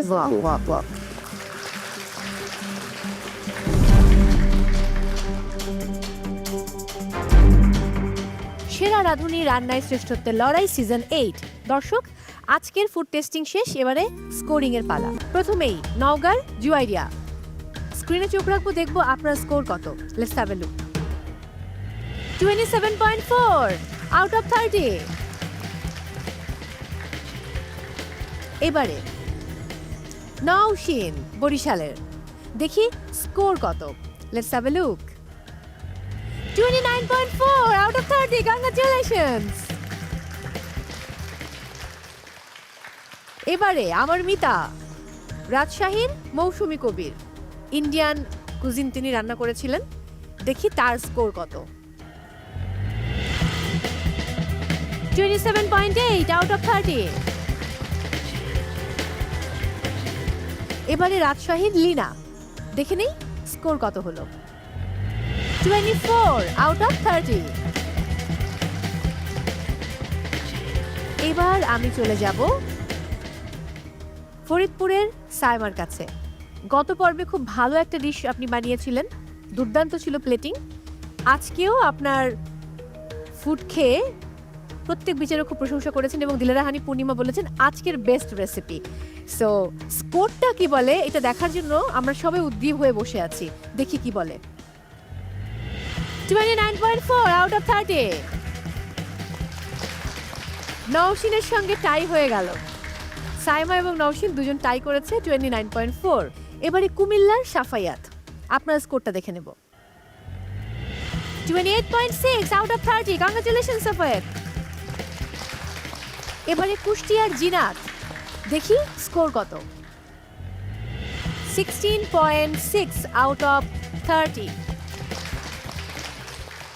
এবার আমি চলে যাব চট্টগ্রামের উর্মি মাহবুবের কাছে। উর্মি মাহবুব, স্ক্রিনে চোখ রাখবো। 26.4 আউট অফ 30। এবারে ঢাকার নিপা, সামহাও একটু অস্থির রয়েছে আমার কাছে মনে হয়, এবং যেরকম একটা ভালো পারফরমেন্স আমরা আশা করেছি সেই পারফরমেন্সটা পাচ্ছি না নিপার কাছ থেকে। সো আজকেও পারফরমেন্স খুব একটা ভালো হয়নি। স্ক্রিনে একটু চোখ রাখবো, দেখবো আজকের স্কোর কত। 17.8 আউট অফ 30। Not good. আজ ছিল আমাদের থার্ড চ্যালেঞ্জ, ফিশ ফিউশনের প্রথম দিন।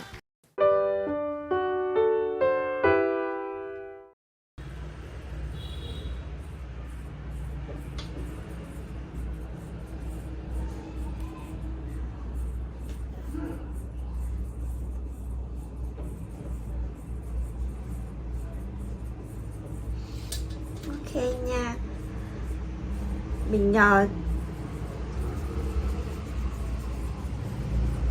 vừa tô màu rồi nhưng mà mình cũng rất là tô cẩn thận ấy, nhưng mình tô vẫn cứ bị lem ra ngoài ấy.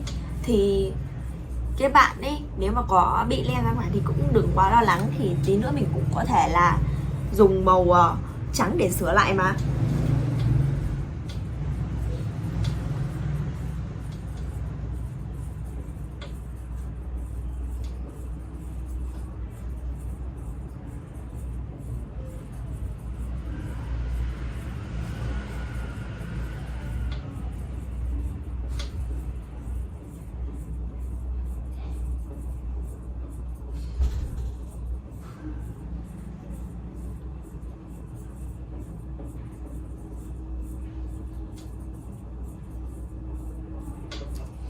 Ok, vậy là mình đã dùng xong màu cam để tô cả phần đầu của chú dế này rồi. Và tiếp tục thì mình sẽ dùng màu cam để tô một đường viền trên thân của chú dế này luôn. À, chú châu chấu này luôn nhá. Mình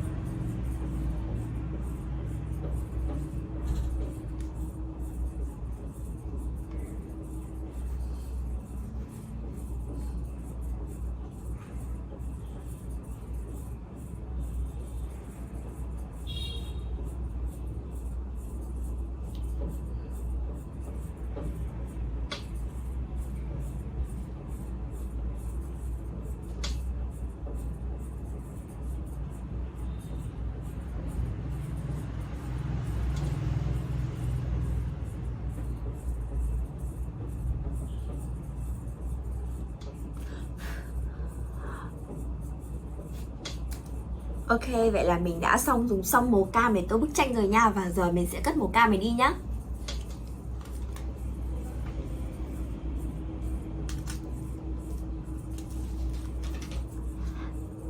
Và tiếp theo thì mình sẽ dùng đến là màu vàng. Mình sẽ dùng màu vàng này để tô bức tranh nha. Đầu tiên thì mình sẽ dùng màu vàng để tô mắt của chú châu chấu vậy đã nhá. Mình sẽ tô mắt ở phía bên tay trái trước.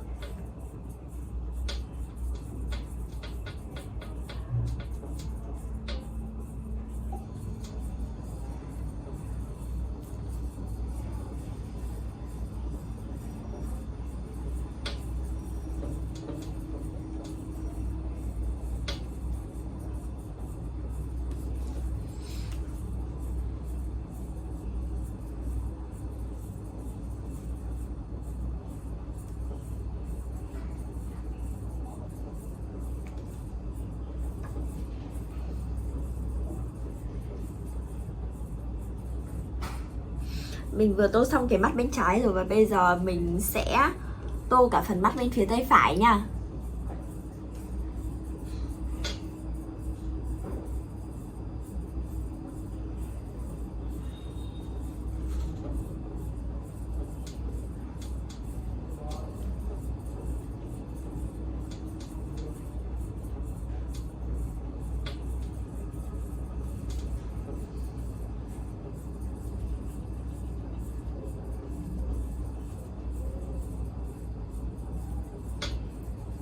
Ok, vậy là mình vừa dùng xong màu vàng để tô phần mắt của chú châu chấu này rồi.